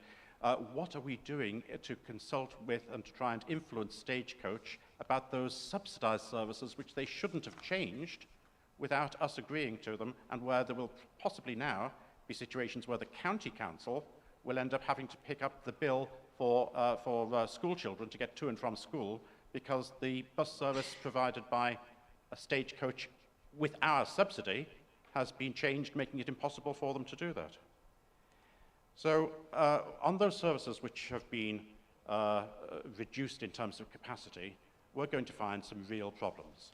And Mayor, I keep in contact with the people I represent, and I put out a newsletter to many of them a few weeks ago. And I finished it off by saying, and this is really a sad thing to end up saying, but I very much fear I'll be in the regrettable position of having to ask all those of you who could travel by car at peak hours to use their car instead of the bus, leaving buses for those with no alternative transport, which goes against everything we are trying to achieve to reduce congestion and encourage bus use. Because buses which are currently full are, in some cases, being cut by 50, in one case 66%, and are not going to be addressed, those cuts are not going to be addressed by what we have in front of us at the moment. So my three questions, and there are three rather than four because I got my second one in previously, Mayor, are, first of all, given that we've got the Transport and Infrastructure Committee meeting on the 16th of November discussing BSIP and other funding for buses, could you ensure, please, that that then comes to the next meeting of this board as well for us to discuss further, because it's really important that we have the opportunity to discuss this as a board. It's a massively important issue. Could you give information about how we have dealt with Stagecoach about those services which are already subsidised by the CPCA, where the changes they're proposing make it effectively impossible for children to continue to get them, to use them to get to and from school, or people to use them to get to and from work? And on those services which are being reduced by Stagecoach, where capacity will now clearly be insufficient to meet demand, would you, Mayor, join me in appealing to bus users to use their cars instead for their journeys, to give people without alternative means of transport a better chance of not being left behind at the bus stop because the buses are full? Thank you, Mayor. There's a few questions there. In regard to, obviously, the first point about the Transport and Infrastructure Committee, as I've said already, I recognise the importance of this as a debate topic, so yes, it will, of course, come to the board. I think it's fair to say that no issue, absolutely no issue since the time I've been there has been more important or has kind of highlighted the importance of the combined authorities' role in running a frontline service over the last, well, as we do. And although I will go on record straight away and, like many of you, thank all the hard work that's been done, I'd also want to thank the students, the residents, the councillors, the workers, everyone, parish councillors, who has written to the Combined Authority highlighting how important that connectivity of a bus service remains. And I think what it has done is highlighted, you know, how broken this system is. Now we can talk and talk until as to why we've come into this position, how a public transport system that at one time people used to embrace, used to use frequently, and indeed often loved in decades ago, has now been run into the ground by a model of deregulation. There's one place in this country which didn't have deregulation, which was in the 1980s, and that was London. And interestingly, you make that comment, and I would allow my transport colleagues to come in and maybe correct on a few figures. It is certainly fair that there has been a push to try and get people back on using buses, but of the many billions that was initially promised, the initial promises weren't as big as they were forthcoming, and the vast majority of it went to London, where there is that support, an acknowledgement of the importance of a public transport system that works for you. So in the specific questions around Stagecoach and idea what we should be advising people to do, I would have to get you back with a written answer, but I'm actually going to ask my transport team to come in and make a few other comments into your questions. Yes, so I'll just quickly, on point of clarification around the BSIP, just to correct the record, Teesside, Tees Valley and South Yorkshire Combined Authority did not receive BSIP funding either, so which I've got the list here if Councillor Bowden would like to talk to me around that after the meeting. I'm happy to go through that. And that notwithstanding the fact that we need to be more ambitious in our BSIP for the next round. We need to look at pushing the boundaries with regard to our buses, etc. So that's what we're trying to do for the next round and for our next BSIP. And also the conditions of the BSIP itself, and Paul will probably be able to give some more clarity, is around actually how that money can be used and the revenue and the capital and the support for bus services is not as clear cut as it was a bidding pot for money and it just revenue to support the buses, etc., and subsidise. If the majority of the funding was a split between capital and revenue, and for example in Luton Borough Council, which I was meeting recently, most of their 19.1 million was on capital, and it was around improvement to junctions and bus priority measures, not necessarily around supporting bus services per se. So we need to make sure that the important thing we need to do for the BSIP is to make sure that, one, it's ambitious, and two, it has the right balance between capital issues and revenue as we go forward and what we require. But I don't know whether Paul wants to add anything else. The only thing I would add to say, Councillor Bowden, is we're just constantly talking to Stagecoach to look to refine things. I share the frustration that the timetables won't be available until next Monday, but basically what I was saying to people is once those timetables are published and if issues are raised, we would do our best to resolve as many as we can of those issues. You know, we're not going to fundamentally be able to change the timetables and double frequency, for example, but if it's about tweaking times, we will continue, and even after the 30th of October, if necessary, we will continue to talk to all the operators to revise timetables to meet people's needs that are identified. Okay, Councillor Bowden, if you want to come back. It's kind of you, Mayor. Just to correct the correction, I didn't claim that we were the only mayoral local authority not to receive BSIP. I said we were the only one not to receive any part of that nearly £7 billion, which was announced in March and April, and all three of the combined authorities that you mentioned did receive part of that £7 billion. So we were the only ones who didn't receive any of that. But I didn't, and I'm very grateful for the comment about the trying to nudge the timetables in the right direction. We have only a very few days left before those timetables come into force, and of course Stagecoach have already published those times and those timetables. So we have parents in particular, particularly concerned that they don't know the week after next how their children are going to get to and from school. So some of those are absolutely urgent, and if you'd be kind enough to speak to me as soon as we have a break, I'd be more than happy to bring some of those specific problems to your attention, where you're talking in some cases just about minutes making the difference between an effective bus service and not, especially, Mayor, to do with bus services which we have already been subsidising, where Stagecoach shouldn't be making these decisions without a proper consultation to take into account the concerns of residents.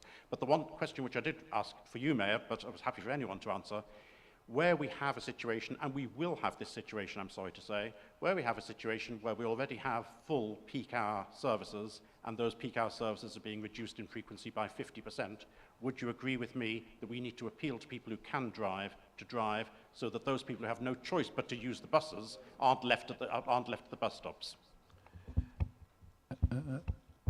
I would only respond is that we will continue to work to try and improve the public transport and look at all residents to try and find the best way to avoid unnecessary car journeys, and we'll keep working. But we try to not encourage people to use more cars. We're trying to encourage people to use public transport, or indeed share cars. We could make a recommendation that people can take up more car sharing. It's for people to live and make the decisions for themselves. Mayor, I'll include your exact words in my next residents' newsletter.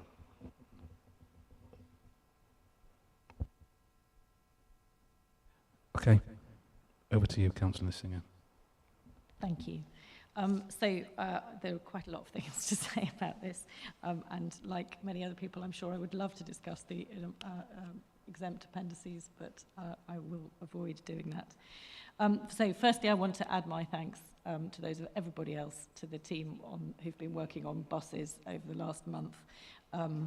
They have done an extraordinary job in managing to get as much from this as they have, and I think they deserve huge thanks from all of us.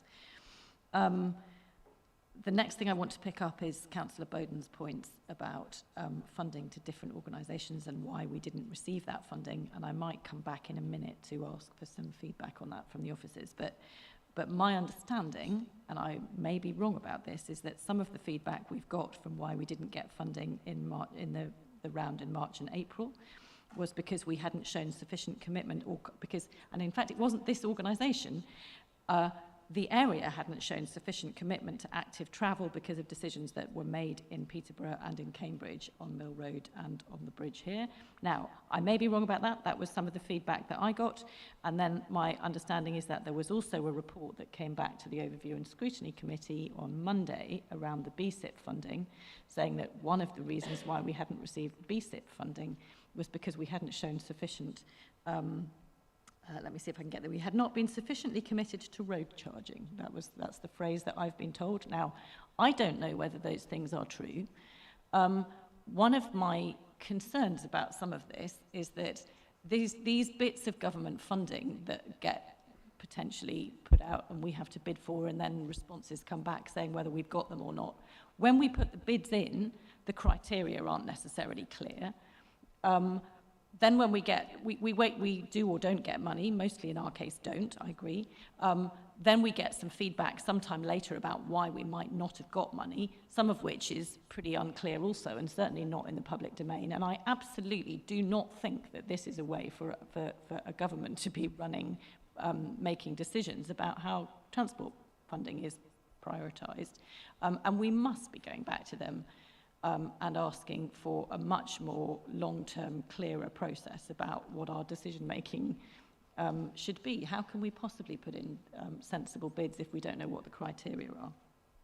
And I have to say that feedback, I think, has gone from this organisation, and I think it has also gone from CCN and many other organisations.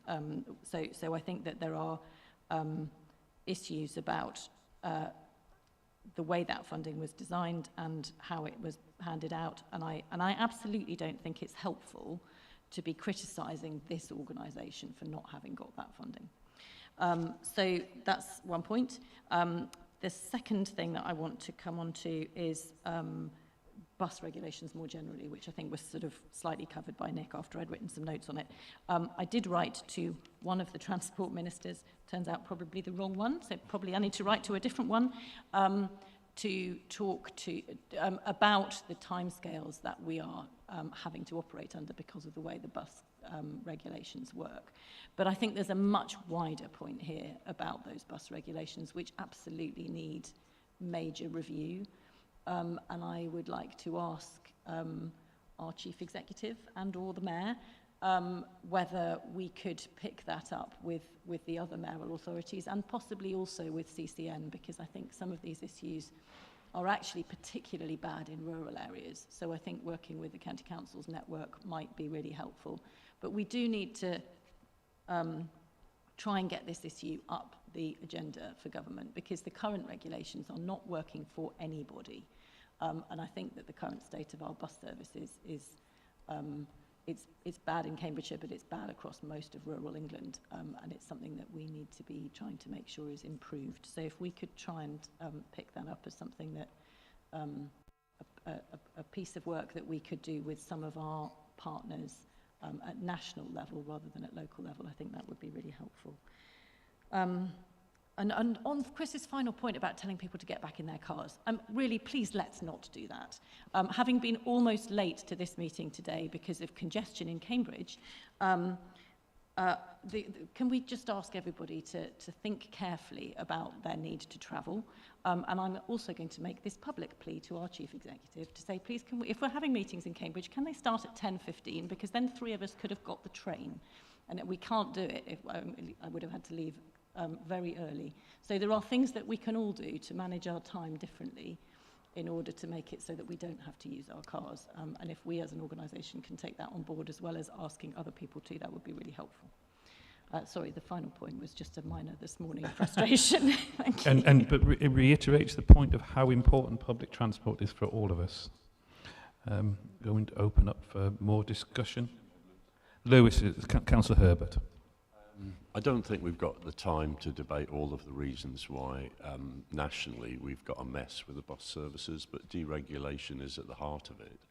And the fact that we were depending on Stagecoach meant that they thought that they could ask for a whole lot more money than it actually, I believe, we will settle on in getting some different operators. So I think subject to the confirmation of what the tenders have been submitted, the amount that was in the statement by the Combined Authority shows that there are other operators out there. I would definitely urge people to use the bus, and I would say that the Combined Authority in monitoring those services would need to address with the operators providing additional backup services. And the reason why that would work, Councillor Bowden, is that the fare income will pay for that. So full buses is what we want. We've had a lot of people have been turned off by COVID, and people are back in their cars, and that's definitely the case visibly in Cambridge, that literally the cars queue to the Newnham boundary in the morning, which is about 1.5 miles from the city. So I pay tribute to the work that's been done. I think that we do need to take account of the fact that that we need to have further dialogue with Stagecoach, because they are still our main bus operator, and I don't think they take the service to the customers seriously enough. They're not providing enough drivers. There's a lot of cancelled buses on their other routes. And so I do take your point, Councillor Bowden, whilst not accepting any blame on the Combined Authority for the failure of government to fund buses properly. I do take your point that we're not out of the woods, and that there are a lot of other services. There is the coverage of some of the bus recovery grant to the spring, but Stagecoach could come back in the spring and say they want to make a lot more cuts. So this issue is the top issue for the Combined Authority. It's the top contribution that this authority can make during the cost of living crisis, which is hurting people. We have to enable people to get to work and to get to college and to get out if they don't have cars from many of the communities that you know very well. So I think we've got to continue to do the work on this. I welcome your suggestion that the report should come back to the board. I think the board needs to itself to have an offline discussion, including about how to fund bus services next year, because this is an elastoplast for the next 6 or 8 months. And I think our determination of a Combined Authority should be shown by the recognition that this is our central priority for 2023 and 2024, and that whatever the government fails to do in funding us and funding Suffolk and lots of other authorities, over half of the local authorities didn't get any funding. How can that be a national policy? It's a failed policy. We need, as a local Combined Authority, to develop a plan to give continuity after this work, which is excellent, and it shows that there are more bus operators out there. They and the recruitment of drivers and our determination should be there to continue this way into the future. And we have to come up with the answers for our population, for our residents, for our students, for our employees. And please use the bus. Thank you, Councillor Herbert. Councillor Conboy. Thank you, Mayor. I'd also like to put on record my thanks to the staff that have clearly worked extensively to try and retrieve a situation that, when residents heard the news, most were completely dismayed about. And if I'm honest, most of us thought that you would not achieve the trick that you have managed. You have managed to get a service back on track, a seamless service, and whilst it may not be as perfect as we would all aspire to, it is a much better service than most of us thought we were looking to get back. So I'm really grateful for that. But Mayor, I wonder if as a combined authority, we might make representations across Whitehall, because Whitehall needs to understand the connectivity between the bus services, employment, education, further education, and the general well-being of the population, as well as those who use the bus to get to health services. And actually, we need to find a way of tracking that and playing that back, because actually this affects nearly every other aspect of government policy. So we will have children who will be marked late, and therefore an absence will be recorded against their name. Their parents will get a letter saying that your child has not attended sufficiently. The Department for Education will be tracking that data. You can see where this goes. The number of missed hospital appointments because people are not able to get there. And while some will get in their car, which I think is highly regrettable, actually a significant number of our residents actually do not have an alternative. They are going to be reliant on voluntary car schemes. Some will use dial-a-bus type services, but others will rely on family, friends and volunteer car services.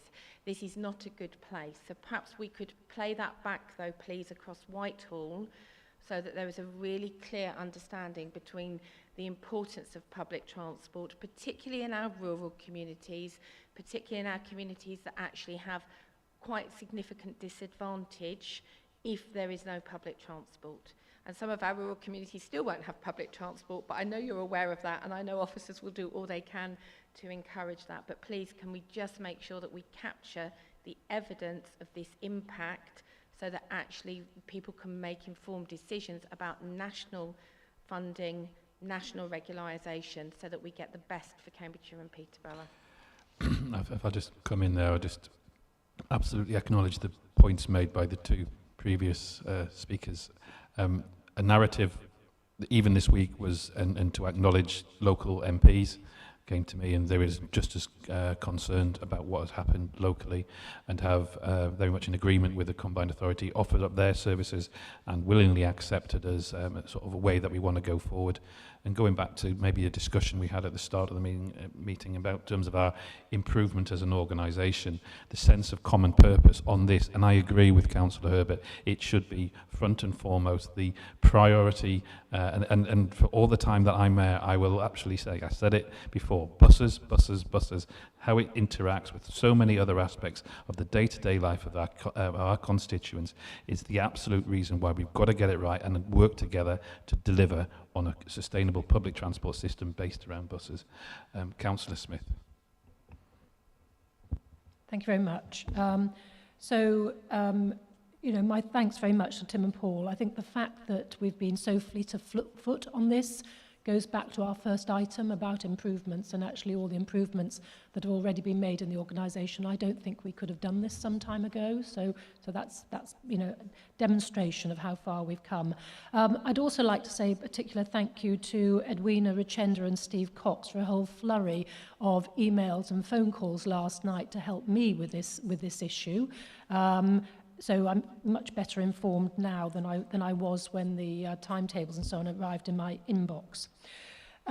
So I know, Mayor, that you've had a lot of letters. I've had a lot of emails, and I've had a lot of handwritten letters, all from elderly ladies, which are actually heartbreaking about what losing their bus service actually means to them. And I meant to bring them and read them to you, but I think you'd cry, quite honestly. It was really, really sad. You know, people are terrified that they're going to be marooned in their villages. And lose what little independence they have. So, you know, that's why, you know, this is about people. It's not about businesses. It's about people. So I'm well aware that without going into the exempt papers, that these saved services are possibly in some circumstances not going to be like-for-like replacements for what Stagecoach were deregulating. So, you know, the odds are there will be some communities cut off who had some sort of bus service before, which are not going to have a bus service anymore. So I'd like to know, how are we going to manage the communications on that, to explain to those communities why this has happened, you know, to show them that, you know, we have done our best in very, very difficult circumstances, but that actually we're not just forgetting about them, even though we haven't found a solution for them this time round. you know, they will be high up on our list of priorities next time round so that we can reconnect them to the outside world. So I think that's really, I think we need that in place for Monday, because when this lands in the public, there's going to be a right old hoo-ha, quite honestly.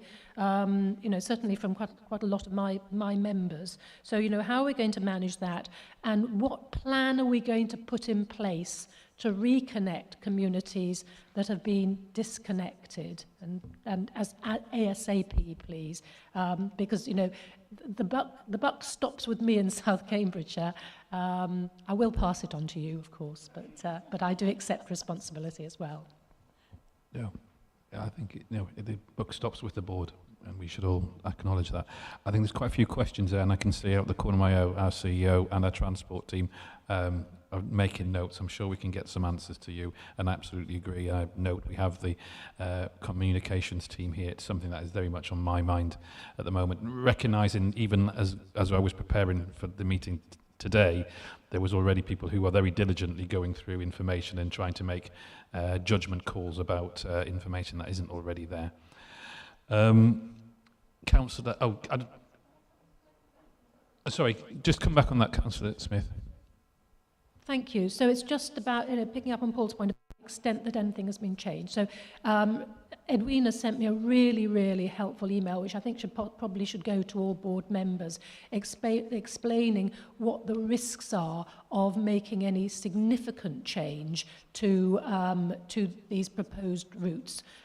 You know, so Paul's indicated that, you know, perhaps a little tweak around timings, but, you know, my understanding from what Edwina's told me is that saying, well, this village has been missed out and actually we're going to put it back in isn't an option, because it actually gives grounds for legal challenge over the whole procurement process. So I think the board needs to understand that you know, that's not possible, that this has been a procurement process, and that anything other than the very, very smallest tweaks to timetables are not going to be possible, if my understanding of your email to me is correct.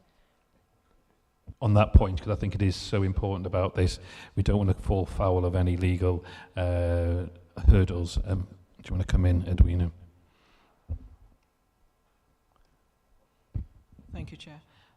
So my advice is centred around the 10-day standstill period. So the standstill period in law is to allow, it's basically a pause for both parties to properly consider what's been offered. The contract's not signed yet, and it allows for an unsuccessful bidder as well to legally challenge the procurement period.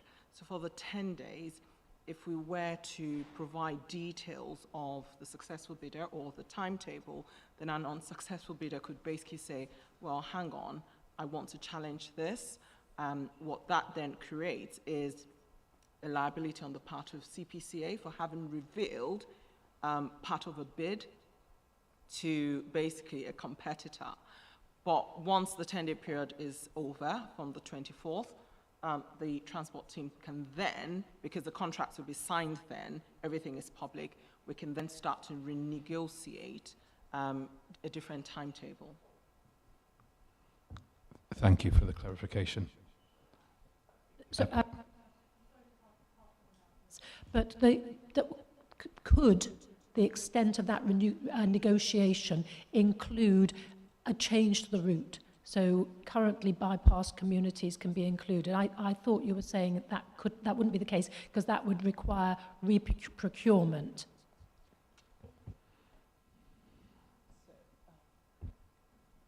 I'm not sure why. It's working. You're on. Oh, sorry. Apologies.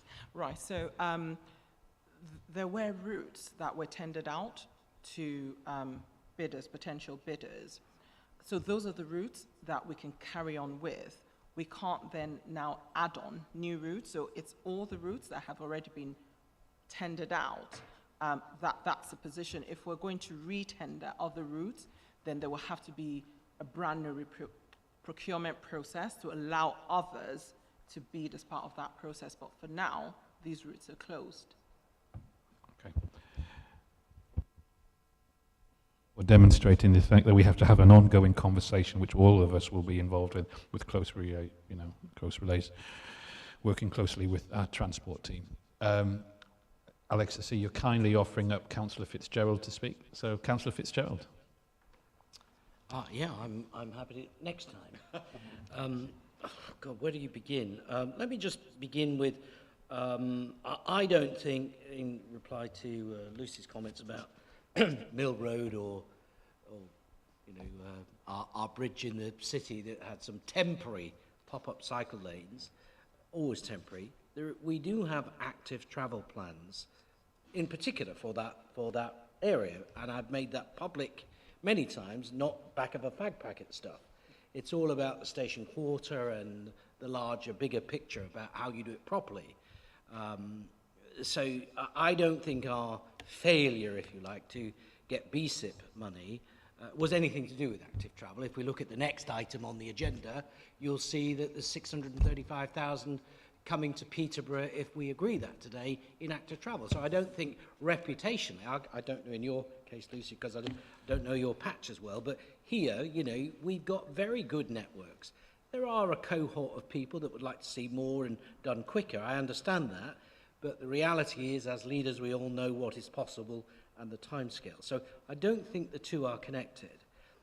The BSIP failure in terms of attracting funding, again, I'm not going to dwell. It was publicly stated that we weren't ambitious enough, and whether that's the reports from officers or whether we failed to express that in a way. But I note it's due again in October in terms of review. So all I would say, let's do better next time. Because at the end of the day, folks, what we're talking about is going to come down to money, and I'd equate it to Lewis's point. This is a sticking plaster. This is not going to get any better, and the sticking plaster is up to 1.7 million, isn't it? Well, I do have a question for you, because it says a net additional cost in the paper. Did Stagecoach apply to retender for the routes that they? Well, I'm not talking. That's only whether they did or whether they didn't. Just want to check. I don't know. I don't want to know anything about money. Yeah, no, sorry. I think because you're stretching into kind of talking about operators. Well, I could say I think it's inappropriate. Lane or Jews or whoever. There are known bus operators. If it's secret who the winners of the tenders are, fine. But I want to know the answer to the question if it's not today, tomorrow. Because at the end of the day... On Monday. Yeah. On Monday. Sorry, I'm on Monday. A phrase I'm using, Mayor. So the point is, we're ended up paying £1 million or whatever it is. It's in the paper here, so that's a public figure. So it's reasonable for me to ask that question because, had we given that money to start with, because you can't expect a private company like them or anybody else to operate service at losses. We know that. That just wouldn't be acceptable for their shareholders. But we must be doing more to support public transport, and we all agree buses should be full, is what we're saying, as a sign of good use, but whether or not there needs to be more, as Chris points out, in terms of frequency. But at the end of the day, folks, this is going to come back to money in terms of if we are seriously wanting to subsidise buses in the county to the extent that is being expressed by Councillor Bowden and others to fulfil public need. So that's the area we should be focusing on, because if the routes are seriously underfunded, they will remain underfunded in March. And it will be interesting to see, because I'm assuming the cost has gone up. Well, it's got to have done, the numbers in the paper in overall terms, which is why I'm interested in the current operator's position. So come March, it will be, and I think it was either Lucy or Bridget said they might be giving a load more up when we come into that next year when those subsidies end that they're getting. So I think the combined authority's focus is how we get money out of government if we're serious about subsidising, because I can't do it as a local authority. I just don't have the money. So how we get money out of government and who's funding it if we want a decent bus network across the county. And that doesn't necessarily mean the big operators. That can mean responsive on-demand transport. Because one thing I learned about buses, try starting a bus company. It's almost impossible. the hoops you have to jump through in order to become a bus company, it's just, you know, the grief is just enormous. But we should encourage more private sector, small operators, where it is on demand or responsive, particularly in the rurals. That, you know, there are even restrictions on when you can stop and where you can stop and who can you pick up. It's nonsense. So legislation needs to change, in my view, on that. So complex issue. I'm wholly supportive of improvements to bus services across the county, and of course I know there's some limited implications for Peterbrough currently, but I think I may have heard you say that you're covering some things. And the point about where they go, to Bridget's point as well, is also very important, that some analysis needs doing. But we need to nail bus strategies and have a clear vision of what we want to do and how we're going to fund it, because it all comes back to money. Thank you, Mayor. Thank you to Councillor Fitzgerald. Alex Plant. Thank you, Mayor. So firstly, just to, as everyone has said, echo the hats off to the work of the team, Tim and Paul, on getting this fix in so quickly, and that's really impressive. It's particularly lovely for me to see Paul again. We worked together in the County Council some years ago, and it's clear that you've been doing all you can to try to support public transport despite the really very difficult challenges we're facing. And as everyone has said, it's critical for economic, social, educational, health, environmental reasons that we have a functional bus service. That's true here, it's true across the whole of the UK. And actually, we should also be thinking about that as a step towards a modern, integrated transport system that reduces reliance on the public car, on the private car. If we don't have that, it hurts everybody, even people who don't use buses, but particularly those who do, as the letters that you referred to, Bridget, earlier show. And resolving it quickly is all the more critical in the face of the climate change imperatives, as the public question we had earlier made really clear. And given the increased congestion, which is stopping Lucy getting here on time today, which we're seeing as a result of some of the changing patterns of travel behaviour.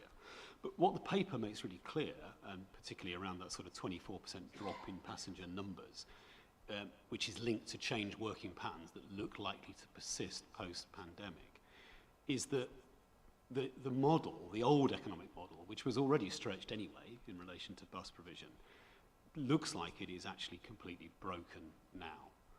Now, in a business context, when you are faced with such a major change in circumstances, what would you do? You'd look for a new business model.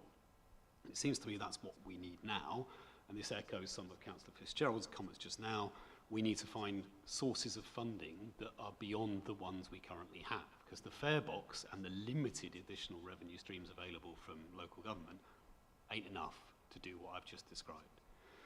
Now, there aren't easy options on any of this, and we need radical change. And certainly in discussions with the business board, employers are really concerned about the current situation. So also referenced in the paper, constructive engagement with the city access proposals that are being consulted on now by the GCP seems essential. The business board will be meeting Rachel Stopard and Peter Blake on Monday to talk through the proposals that are there, but also to consider some of the shorter term issues that the paper refers to around bus services. I also want to ask what employers can do to help, because in certain circumstances employers can be part of the mix directly where you've got major sources of employment, and there are some examples of that in the county. It would be good to understand what more we could do. Finally, I think this is an opportunity around the longer term bus strategy to get our ducks in a row, ensure that we have a single joined up voice into government as to what our ask is and what our offer is. Because reading the Chancellor's statements this week, there ain't some big pot of cash to go and fish for to sort this stuff out. It's going to have to be things that we do and we can put forward that might then attract some support from government. But it feels to me that is the critical thing, and we should try to get to a joined up position. Obviously, we won't solve that today. But hopefully, as I say, the business board meeting on Monday, I will try and report back into colleagues here as to what comes out of that. Thank you. Thank you, Alex. It seems to me a lot of agreement about a lot of principles, but some very important comments to be made on all sides. I'm now suggesting I should move the recommendations from the chair, and I'm looking for a seconder. Councillor Nessinger. And we're going just before we move to the vote, recommendations A and D offer noting only, so no vote is required. But recommendations B and C require a vote in favour by at least 2/3 of all members or substitute members appointed by constituent councils who are present and voting, to include the representatives of Cambridgeshire County Council and Peterbrough City Council. The monitoring officer will confirm the outcome of the vote. Those in favour? Those against? Those abstaining? Mayor, I did give notice at the beginning of the meeting. You that, did, sorry. I can't, You're I giving can't me a vote look. on this matter. I was trying to work out your look, and I couldn't. Okay, so you just... can you just be recorded? Yeah. Yes, okay, fine. Unanimous, apart from Councillor Bowden for the reasons previously stated. Now, I'm conscious of the time, and I'm also conscious of some issues with regard to how the meeting will run. We have 7 more transport reports which are about to come, and these have all been to the Transport and Infrastructure Committee for consideration. But before we go on to that, and for the reason of making sure the chair is appropriate, I'm actually going to move that we go to 9.1, which is about the remuneration issue on the mayoral allowance. And I am going to excuse myself from the room as part of a governance item, and I believe, Jodie, you are available to kind of come to this. So I'm just going to... Yeah, okay. Can we've been going for 2 hours, and I suspect it might be appropriate to have a 5-minute break. Well, I'm happy to do a 5-minute break if that's also the case. But once we've done the 9.1, we will go back to transport, and we will hopefully deal with them all in one go. But yeah. Okay, but we can have a 5-minute break, absolutely. Thank you. Sorry.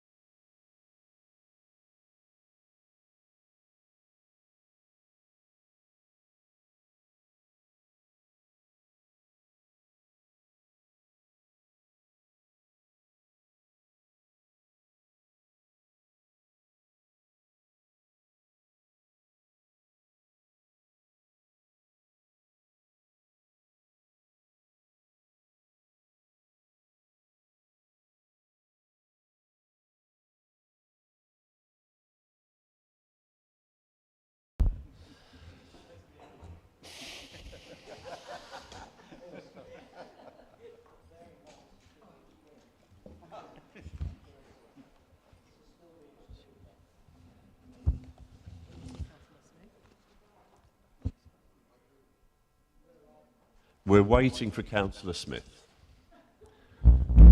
I don't think it was an inappropriate way of trying to get people together in a very large, interesting building.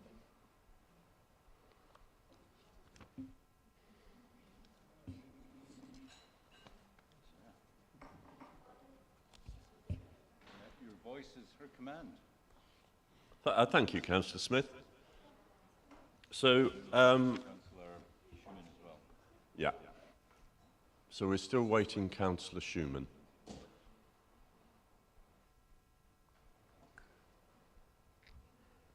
read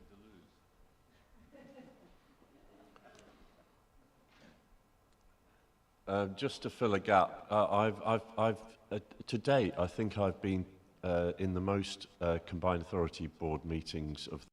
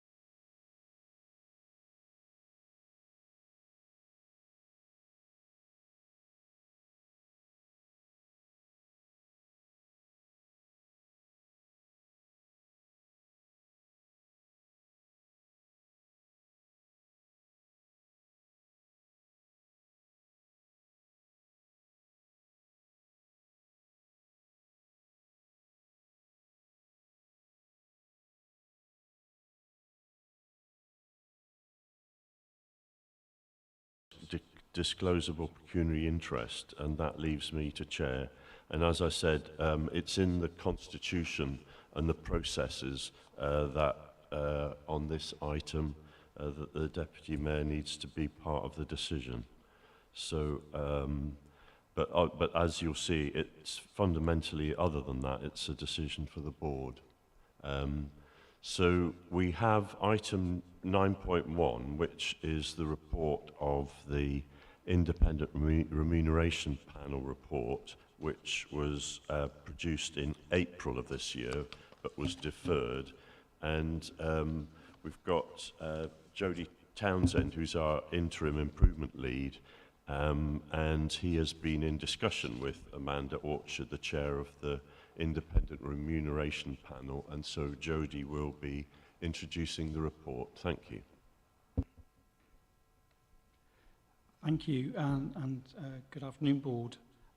So the review was undertaken in line with the methodology at other Mayoral Combined Authority Independent Remuneration Panel reviews, and in line with established guidance provided by the Association of Democratic Services Officers. It was undertaken by the Independent Remuneration Panel for the County Council and for Peterborough City Council, as requested by this board, and advice was provided to them throughout the review by the Democratic Services Manager at East Cambridgeshire. I'd like to thank the panel and the Democratic Services Manager there for their efforts in producing the report that you see before you today. The methodology and evidence considered is outlined in the report itself, alongside the review conclusions and recommendations. The recommendations before you look to bring us in line with other mayoral combined authority approaches in relation to indexation, and I will attempt to answer any queries or questions you may have on behalf of the panel. Thank you. So any questions or comments? Councillor Bowden. Thank you, Deputy Mayor. I think that the system that we have in place at the moment demands that we have an independent body which looks at these matters, and it would be exceptionally easy for me to start making party political points on this, but the point which we have to recognise is the system is that we have an independent body which makes a recommendation, and it would be inappropriate, I believe, for us to start to question the detail of that. I have to say it's going to be difficult, and it already has proven difficult, to justify at such a time as this how such a pay increase takes place. And that is just unfortunate and a fact of life. But given that we have the system we have in place, I would feel very uncomfortable about questioning what an independent panel has come up with. I don't believe that it is correct for the combined authority to decide the pay of its own mayor, just as I don't actually believe that it's actually appropriate for local councils to have to vote on their own councillors' pay. I'd rather these things were set at a national level, quite clearly, indexed with other civil servants, maybe, and local government officers. That would make much more sense. But that's not within our purview. We have to deal with the situation which we have to live with. So I'm not going to make the obvious and easy party political points here. I'm just going to approve this, even though I don't actually like the whole process of getting to the stage we're at. Thank you, Councillor Bowden. I support the thread of what you've said there. Any other comments that people want? Sorry, Darryl Preston. I'm on. Thank you, Liz. Yeah, I've read the report, and it makes absolute sense, given that the value in the budget, etc. I just want to point something out, which probably supports Councillor Bowden and others in relation to who should be making these decisions. Police and crime commissioners are within this report. Police and crime commissioners have received one pay rise since their establishment in 2012, and as a result of that, it went to the Senior Salaries Review Board this year. They recommended a 15% increase plus some other allowance, very substantial increase. Home Secretary rejected that and awarded the same as police pay, which equates to about a 2%. So that was set by government and seems, quite honestly, in this current climate with cost of living, fair. So I just think we have a poor and bad system here as well. Just the other point I would make is around pensions. You know, if we're going to employ and get the right people to do these sort of jobs, the fact that they don't have that pension contribution seems quite ridiculous to me personally. But that's just a couple of points to throw into the mixer.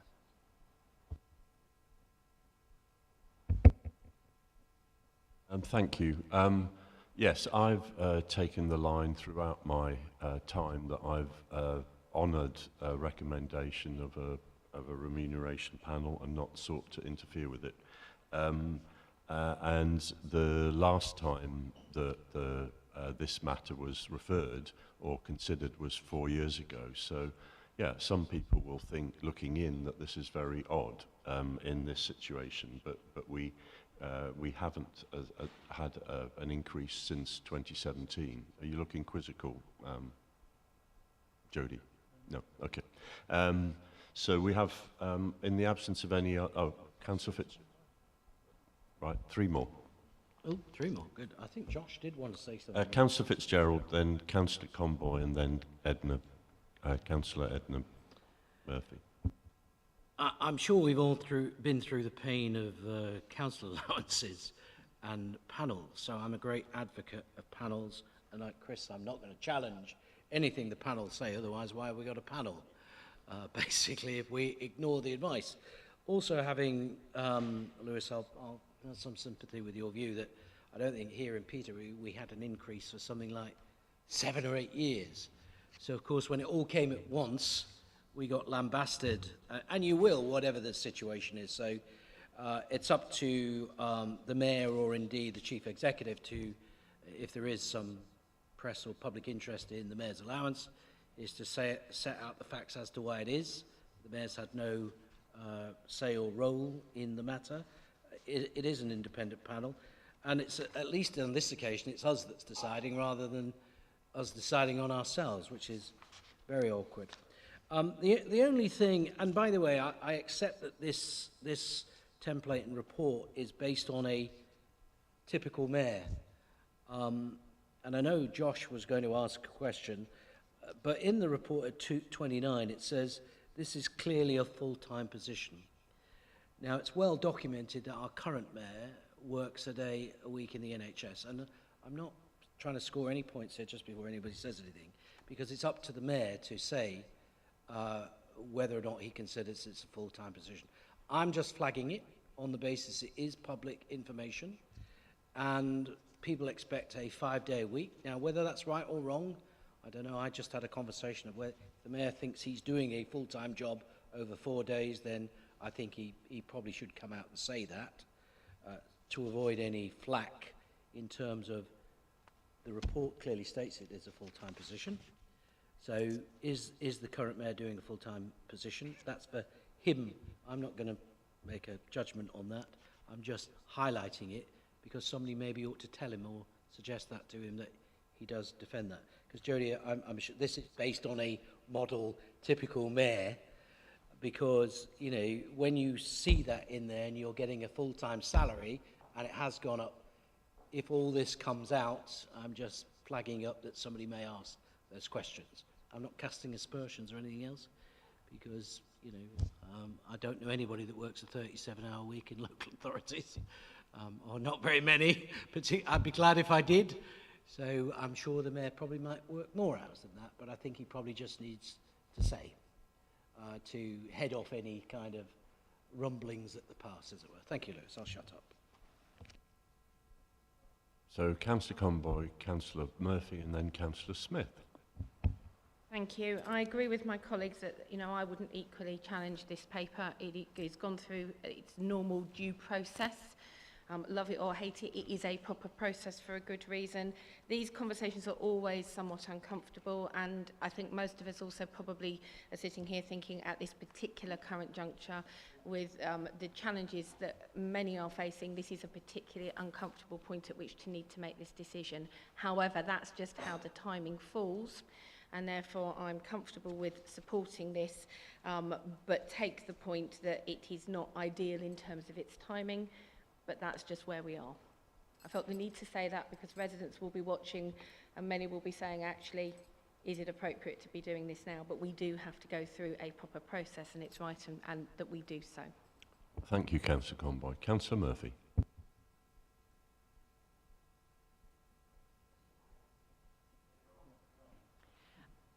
Yeah, I'll be very brief. I just wanted to echo a lot of what's been said about how invidious it is to have to express an opinion about, for example, councillors voting on their allowances and so on. But I am very positive about this report. It is very well done. It uses the independent panel have used a really good methodology. It is sound. It clearly then, whatever the conclusions are conclusions that come highly recommended and with sound evidence base. And as it were, they are what they are. And I think we have to accept them. And we should be glad that the approach taken was one of going to an independent panel and getting that regularisation of this office. I would just add that this isn't anything to do with the post holder. This is about the post.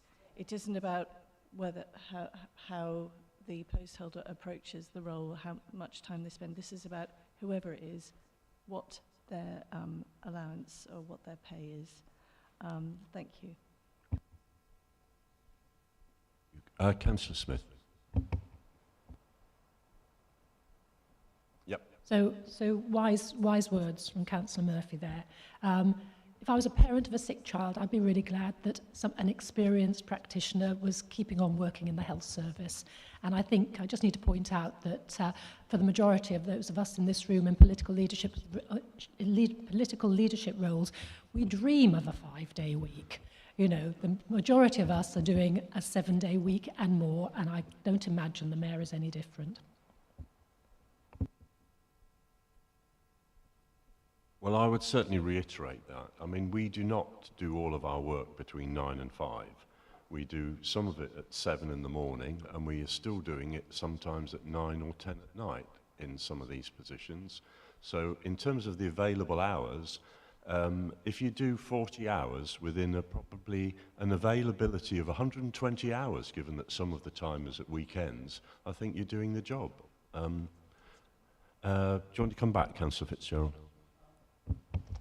Yes, I do. Edna, that's exactly what I was saying, what you said. I said that. The point is, this is a model template. But I'm being realistic because this puts us the second highest combined authority pay in the country. That's what I read. So I'm being realistic about, and I said quite clearly, I'm not casting aspersions on the mayor, Nick, or anybody else. How he chooses to justify what he does. But at the end of the day, this is A, a public meeting, and B, the press will ask questions about the principle of the rise and in the climate that we're in, as we've just all said. I'm only flagging that it's up to the mayor or the mayor's office to be ready for it, is what I was saying. I'm not making any comment as to, whether how he wants to run his office or his time. That's a matter for him. So I want to be perfectly clear about that. I'm just flagging it will raise some press interest. You're entitled to make comments, and you did make comments, Councillor Fitzgerald. Given also that the next review is in 2025, this is the one review between 2017 and 2025. And whilst none of us in this room really like the way this process works, the remuneration panel is as good a process as we've got. Unless there are any more contributions, we've got recommendations on page 337. I propose to take them on block. Can I see, sorry, I need a seconder. So I propose, and I've got Councillor Nessinger as a seconder. Can I see all those in favour? That is unanimous of those people able to vote. Thank you, Jodie. And if you could also thank the panel in that they did their work in April and we've come to the decision. So thank you to members. Would it be right to have a bite to eat now as we get the mayor back in? Okay. So we'll take an adjournment, and I would suggest that the meeting reconvenes at 1 o'clock. Is that okay? Or is that too long? Okay. Allows you, you've been allocated 1.5 sandwiches each.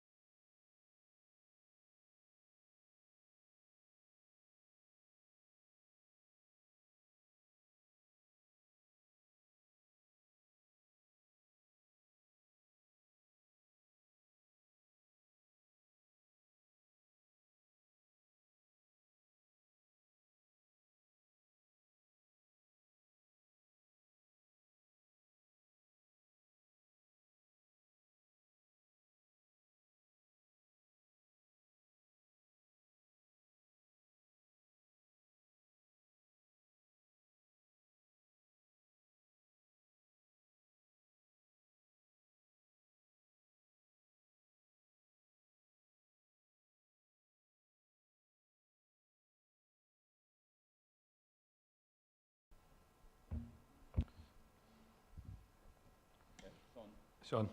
Oh, can't Okay, see fine. it from my angle. Apologies. Yes, good afternoon, Board. This report is simply seeking approval of a current budget allocation that we have assigned against the Climate Commission.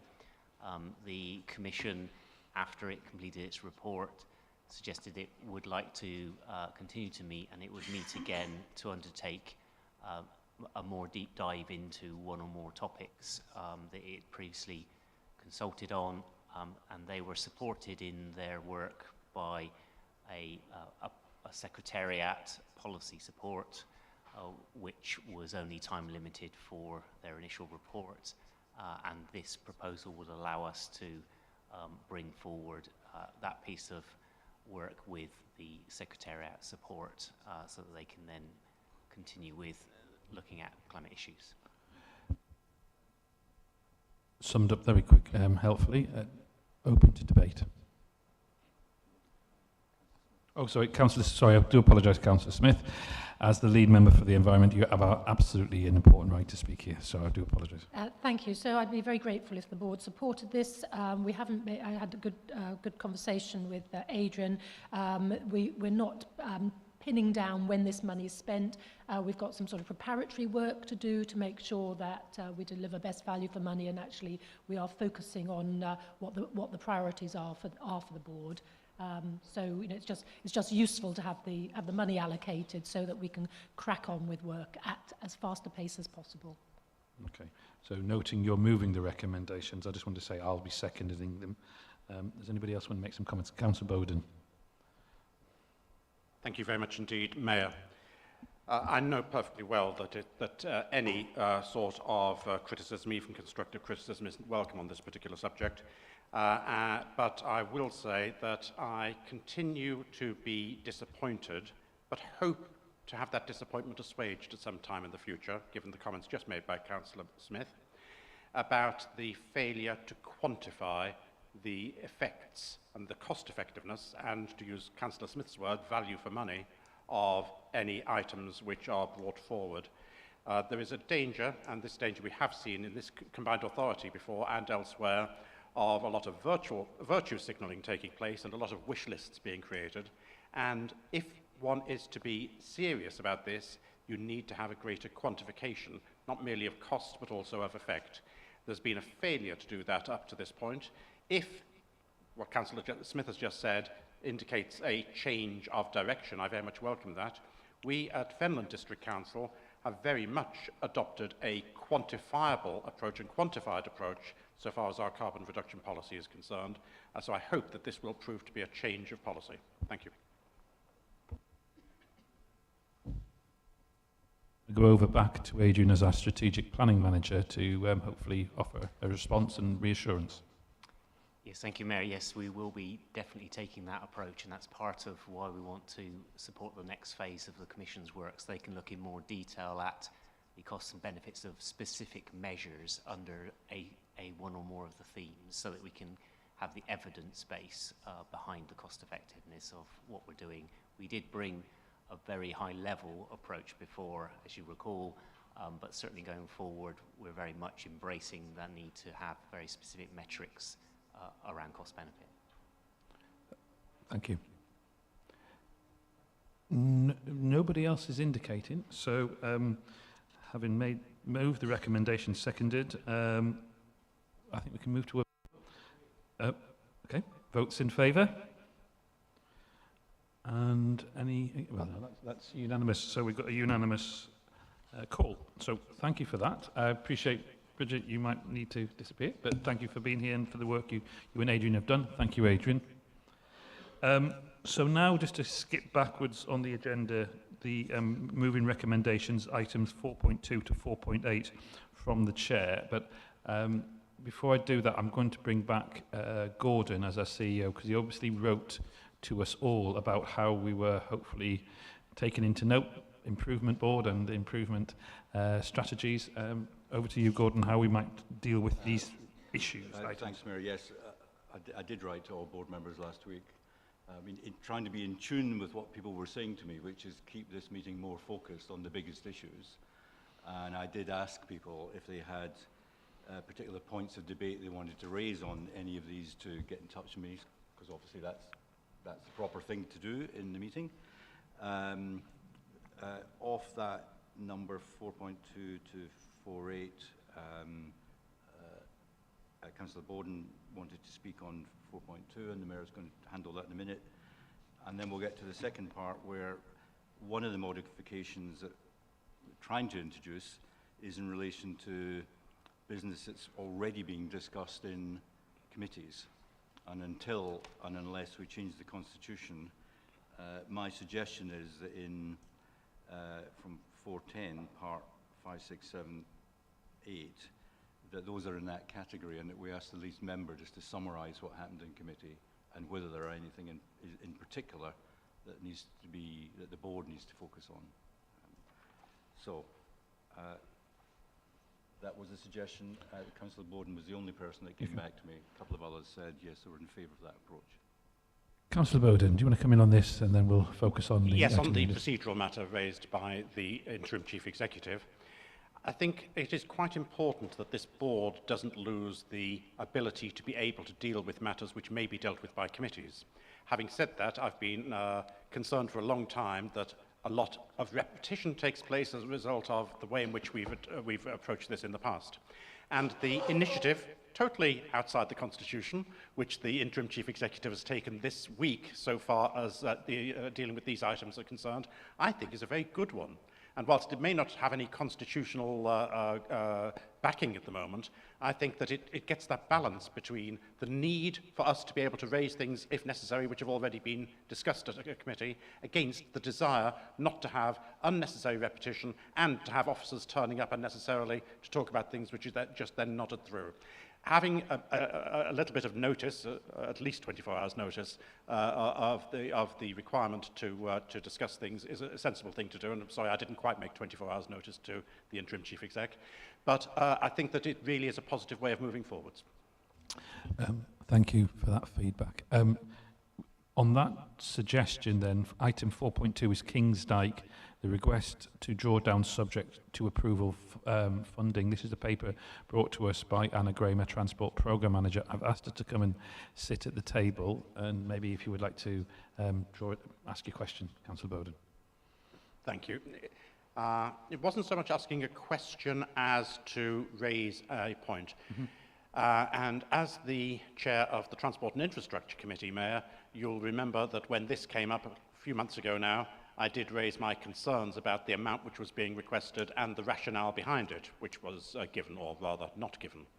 And that was then taken up at the meeting of this board, and as a result, the matter had been deferred, and now we have this coming back for a rather smaller amount of money than we were talking about previously. And all well and good, and I'm pleased that we've gone through this process. However, I'm going to vote in favour, and I'm very grateful for the money which is being given for the Kingsdyke Bridge and all the rest of it. I'm not going to cause any difficulty about it. I have made my point already, but I'm going to make it a second time with this opportunity. The danger that exists when contingencies are put into any major capital project is that expenditure increases, not necessarily because of the reason for those contingencies, but for other reasons, and it gets hidden. And my fear is, and I haven't got any evidence to justify it, but I have been involved in quite a number of briefings on this subject on a monthly basis over the last few years. My fear is that that's what's happened here, and that we are operating within the revised capital envelope which has been agreed by us, but there hasn't been the rigorous examination and control over how that money has actually been spent. I don't, for example, personally believe that an additional £1.5 million has been spent because of COVID. But and there are other issues as well, some of which are still confidential, which I don't want to raise here. Now, I have to say, I'm perfectly willing, as Councillor Netzinger knows, I'm perfectly willing to criticise the County Council when appropriate. In this particular case, on the project management, which has been done by the County Council on behalf of the Combined Authority, in this particular case, I cannot praise the project managers enough for what they've done and how they've done it. So I don't want my comments in this particular case to be treated as a criticism of the project management at County Council. What I'm saying is that in future, I would give a strong recommendation to all members of the board and to you in particular, Mayor, that greater attention needs to be given, especially when it comes to contingencies and them conveniently being able to be said to be now needed to be financed. I won't say any more than that because I think I've made my point. I've made it twice now, but that's very much for the future rather than the past. Very grateful for the support given for King's Dyke. Thank you, Councillor Bowden. Now I'm going to move the recommendations for items 4.2 to 4.8 from the chair. Do I have a seconder? Oh, Councillor Bowden, straight in. So these are 7 reports, and obviously which members have questions on, I'd like to debate. And if there's no further debate or any questions on those, as I say, 4.2 to 4.8, I would suggest we're able to move to the vote. We're going to move to the vote, and if there's any disagreement, we'll have to sort of work through it. Those in favour, 4.2 to 4.8. Those against? Unanimous. And although that seems pretty unfair on the transport team to kind of lump all of those together and all that hard work, thank you. Take it as a kind of spirit of confidence in your work. Thank you. We can now move on to item 4.10, which is Market Towns Programme. Oh, sorry, it's a withdrawal, isn't it? Okay.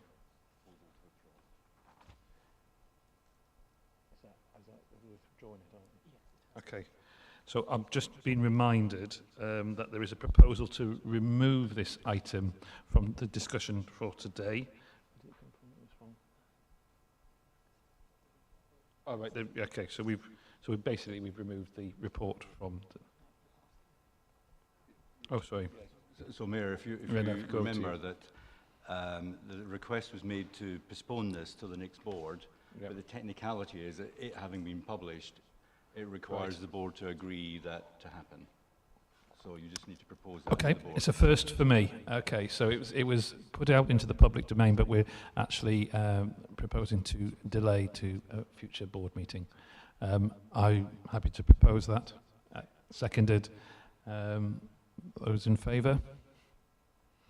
Okay, that's unanimous. Thank you for the correction on the procedural points there, team. So part 5 is agenda recommendations to the board from the Skills Committee.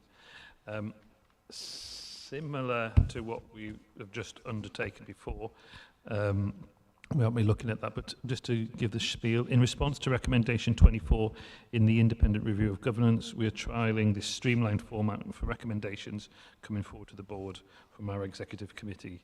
It is all designed, as we have just demonstrated, to ease the process of considering recommendations coming forward and reduce paperwork. So rather than, and again, working through every report in turn, the committee chair will in the future present a brief overview and highlight any key issues they or the committee felt should be drawn to our attention. This hopefully prevents duplication and has been done by committee meetings who are subject experts. Board members can of course ask questions about any aspect of the report. Councillor Nestinger, would you like to highlight any of the key issues on the recommendations from the Skills Committee? I don't really need to highlight any key issues, I don't think. I will just let the board members... This one. I do appreciate that this is about cold spots for further education, but there are cold spots for other things which are coming up as well, and this is my opportunity to hang my hat on it. And that is that, this is to do with Anglian Water, as it happens. We have mentioned before, but without being able to be specific, the massive investment that there is going to be of a new reservoir being built between Chatteris and March. Up to £1.5 billion being spent, an amount which is about the same as the amount which was spent in building the new A14 between the A1 and Cambridge, just to put that into some sort of context. All sorts of skills are going to be required for this, all sorts of opportunities exist, and I know that Anglian Water are already in discussions with Cower in order to try to ensure that some of those skills are going to be able to be met. The trouble is, many of the skills which are going to be required, which are very wide-ranging, and many of which will be in second and third tier subcontractors, they're skills which are already in short supply in the country. Fitters, engineers, heavy machinery drivers, banksmen, a whole host of them which are already in short supply.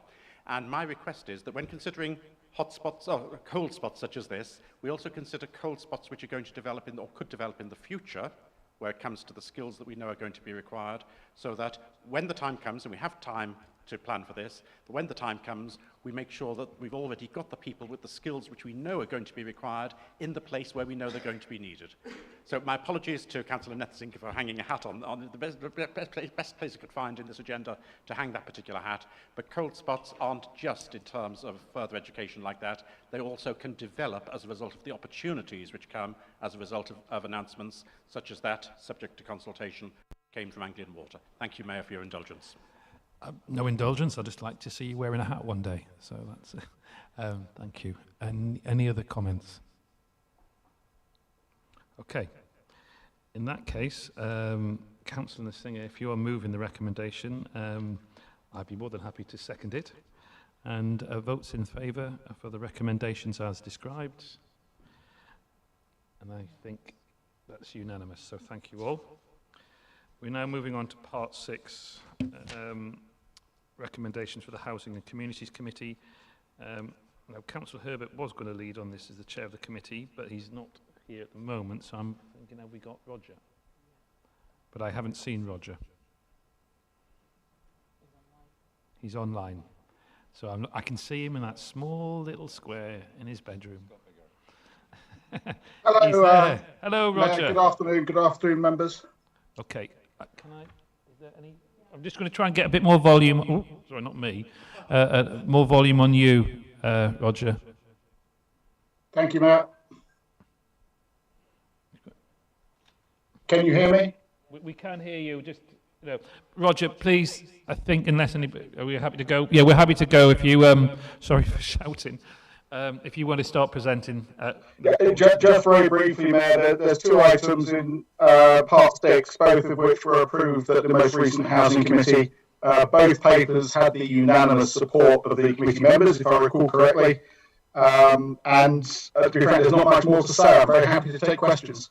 It's following the format of the previous presentation, so that's entirely okay. I'm going to open up then. Open up to the board if there's any questions for Roger on this report. Roger, there are no questions. So on this occasion, I'm going to move the recommendations. I need a seconder, and I go Councillor Nestinger. So votes in favour.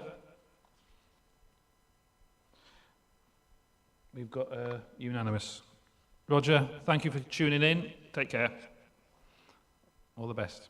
We're now going to move to part 7, which is the Business Board recommendations to the Combined Authority.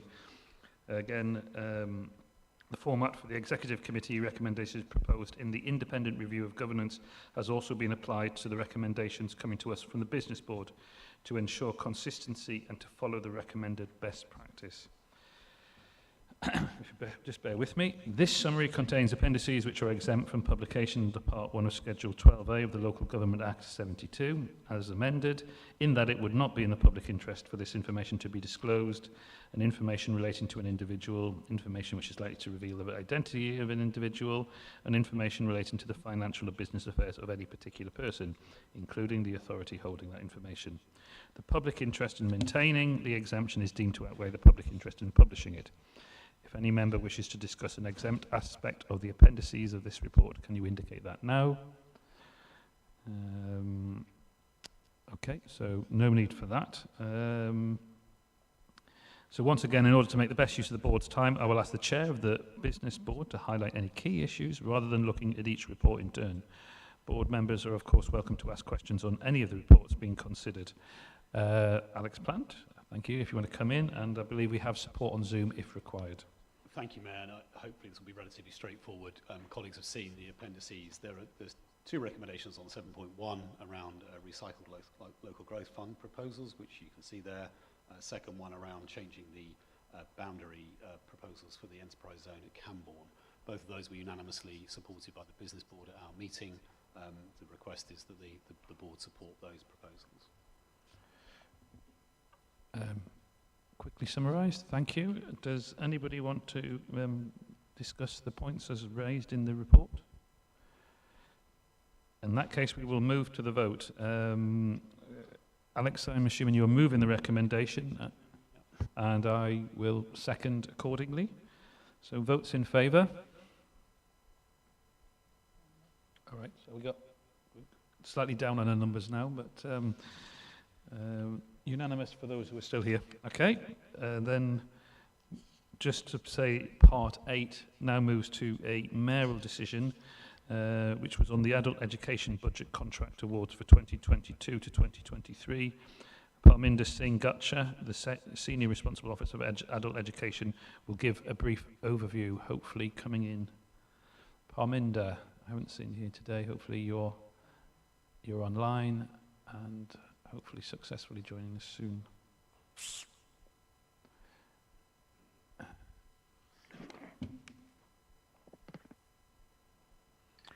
Good afternoon. Good afternoon, Parminder. A quick and brief overview, if you would, please. Good afternoon, members. Can you hear me okay? We can hear you okay. Okay, so thank you, everyone. So to implement the skills strategy, a commissioning cycle for the procurement of independent training providers was launched in February. It was successful, and this paper updates members on the outcome of the procurement process for independent training providers, and it sought the necessary approval and authority for entering and signing contracts. And the paper did go to the Skills Committee and it was approved, but due to the Her Majesty's passing, it didn't come to the board, and therefore an officer delegation notice, mayoral delegation notice was issued in order to get the contracts issued and signed in time for the beginning of the academic year.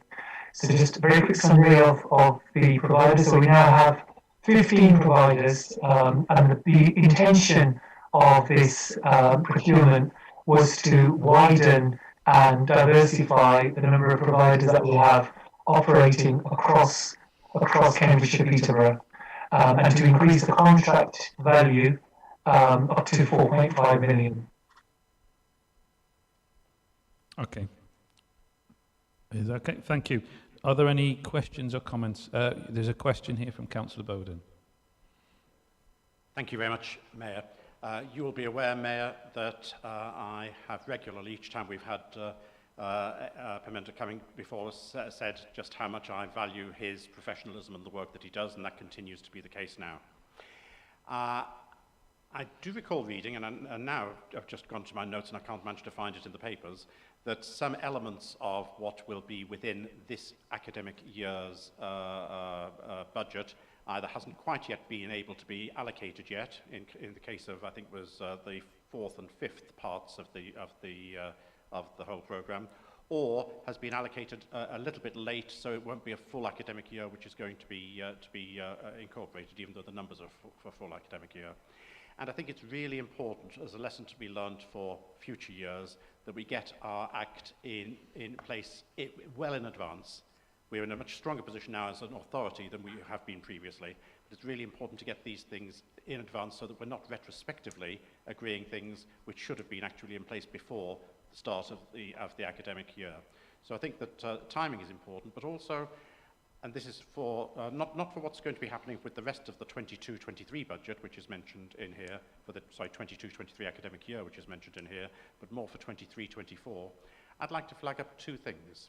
I wonder if, in future, the way in which this budget is put together could be correlated more clearly and quite openly with the levels of skills need that there is within different parts of the combined authority, because we have a massive, massive variance within the combined authority in terms of skills in different parts of our area, and some parts clearly have a much greater need than others. And the second is, could we also seek, maybe in conjunction with the business board, to try more openly and to correlate what we will spend in future years with the perceived requirements of business, to the extent that we can see that. And I know that discussions take place on an informal basis as far as that's concerned, but nothing ever gets into the papers about that I see. And having that being made more explicit, together with the correlation with skills needs, I think would be really helpful for decision making for years to come. I'm more than happy to support this, though. Thank you, Mayor. Okay, thank you for your support. Parminder, would you like to make any comment on that challenge? Just thank you for that, those observations and recommendations, Councillor Bowden, really appreciated. And maybe it's because when we're preparing papers, we just try and summarise the main points. And in terms of the things that you said, that level of detail does exist. It's just that it goes to Skills Committee and Employment Skills Board. And maybe there's a briefing that we could do outside of the meeting that pulls that information together.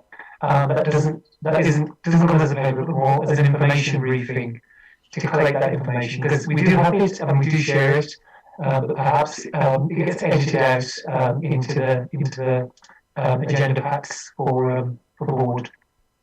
Okay, I can. You've got a nice nod from Councillor Bowden. Thank you for your response on that, Parminder. This report is only for noting. Well, it's not only, but it's for noting.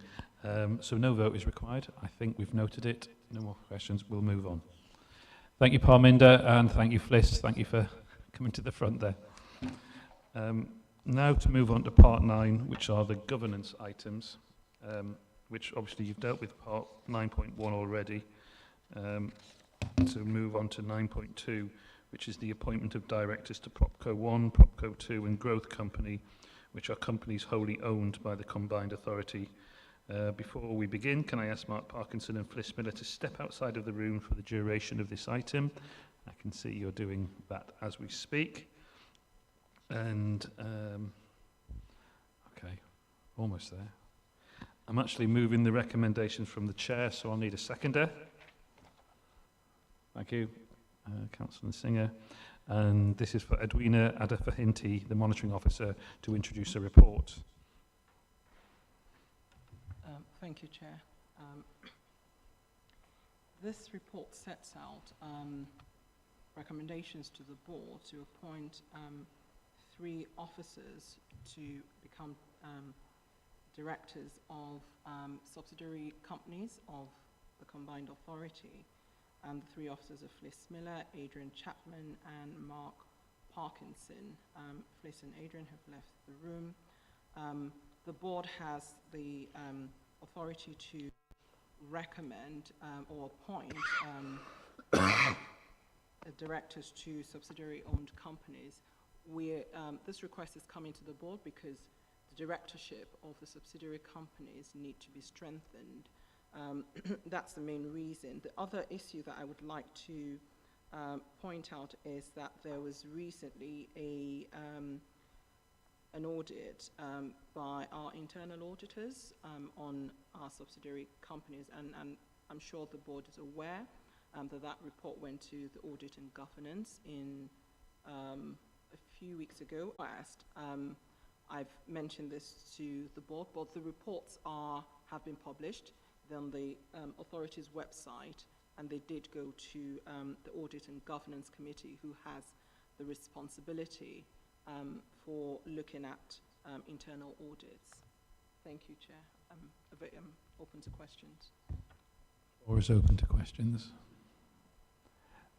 There are no questions. Oh, sorry.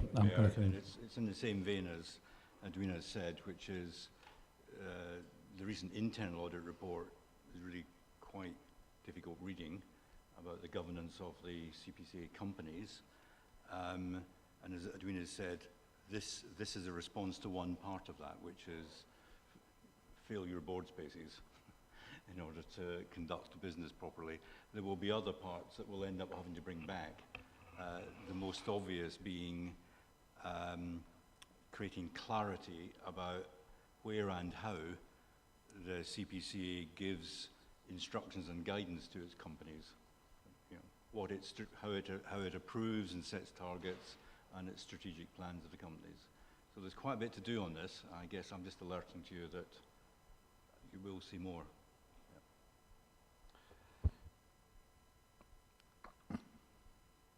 No more. Oh, sorry, Councillor Singer. I just wanted to say that I'm actually really pleased that this piece of work is happening, because I think it's it's very important, and it's good to know that it's been picked up by internal audit and is now being actioned. So thank you for that. Councillor Schumann. Thank you, Mayor. Just following on from the Chief Executive's comments there, as much as I welcome that, obviously the monitoring officer will be, and the Chief Executive will be mindful that the companies, I presume, are standalone, and there must be a clear distinction between the influence of this organisation on those companies in order to continue that independence, because having been involved with a similar outfit, I have grave concerns that when we have too much involvement, we could be challenged on the independency of those companies.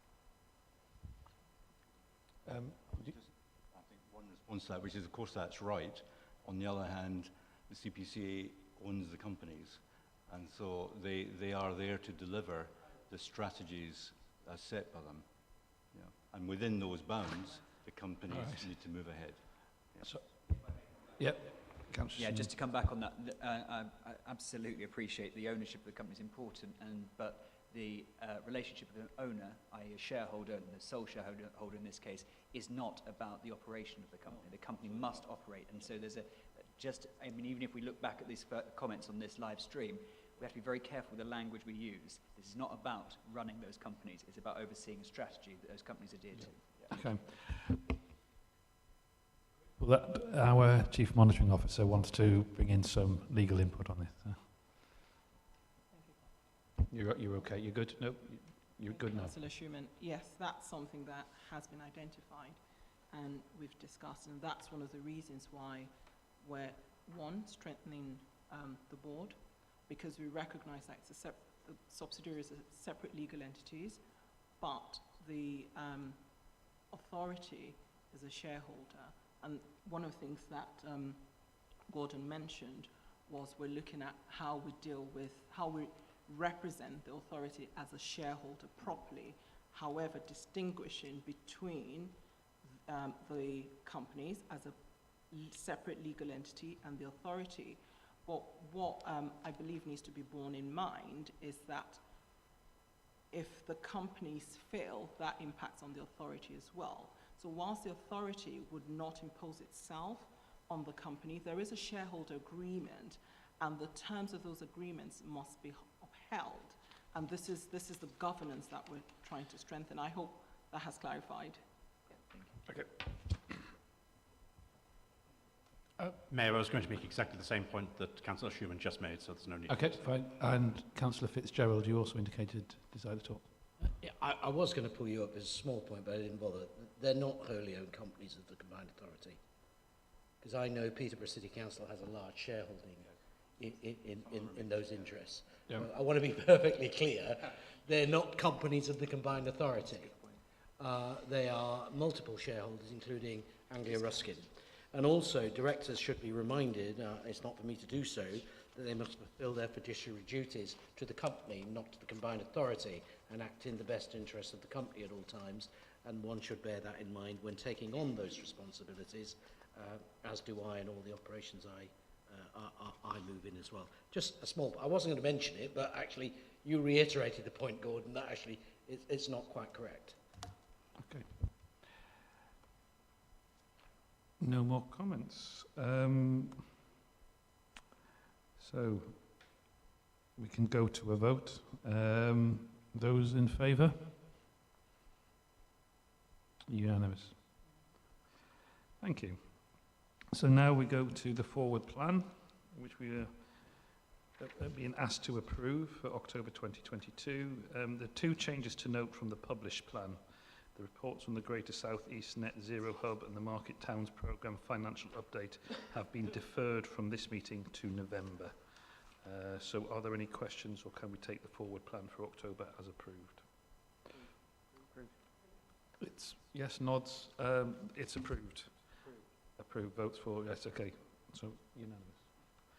So the final thing is for those still here, exempt matters. But I believe I have to leave for this. Yeah. Okay. So are you good to? Okay.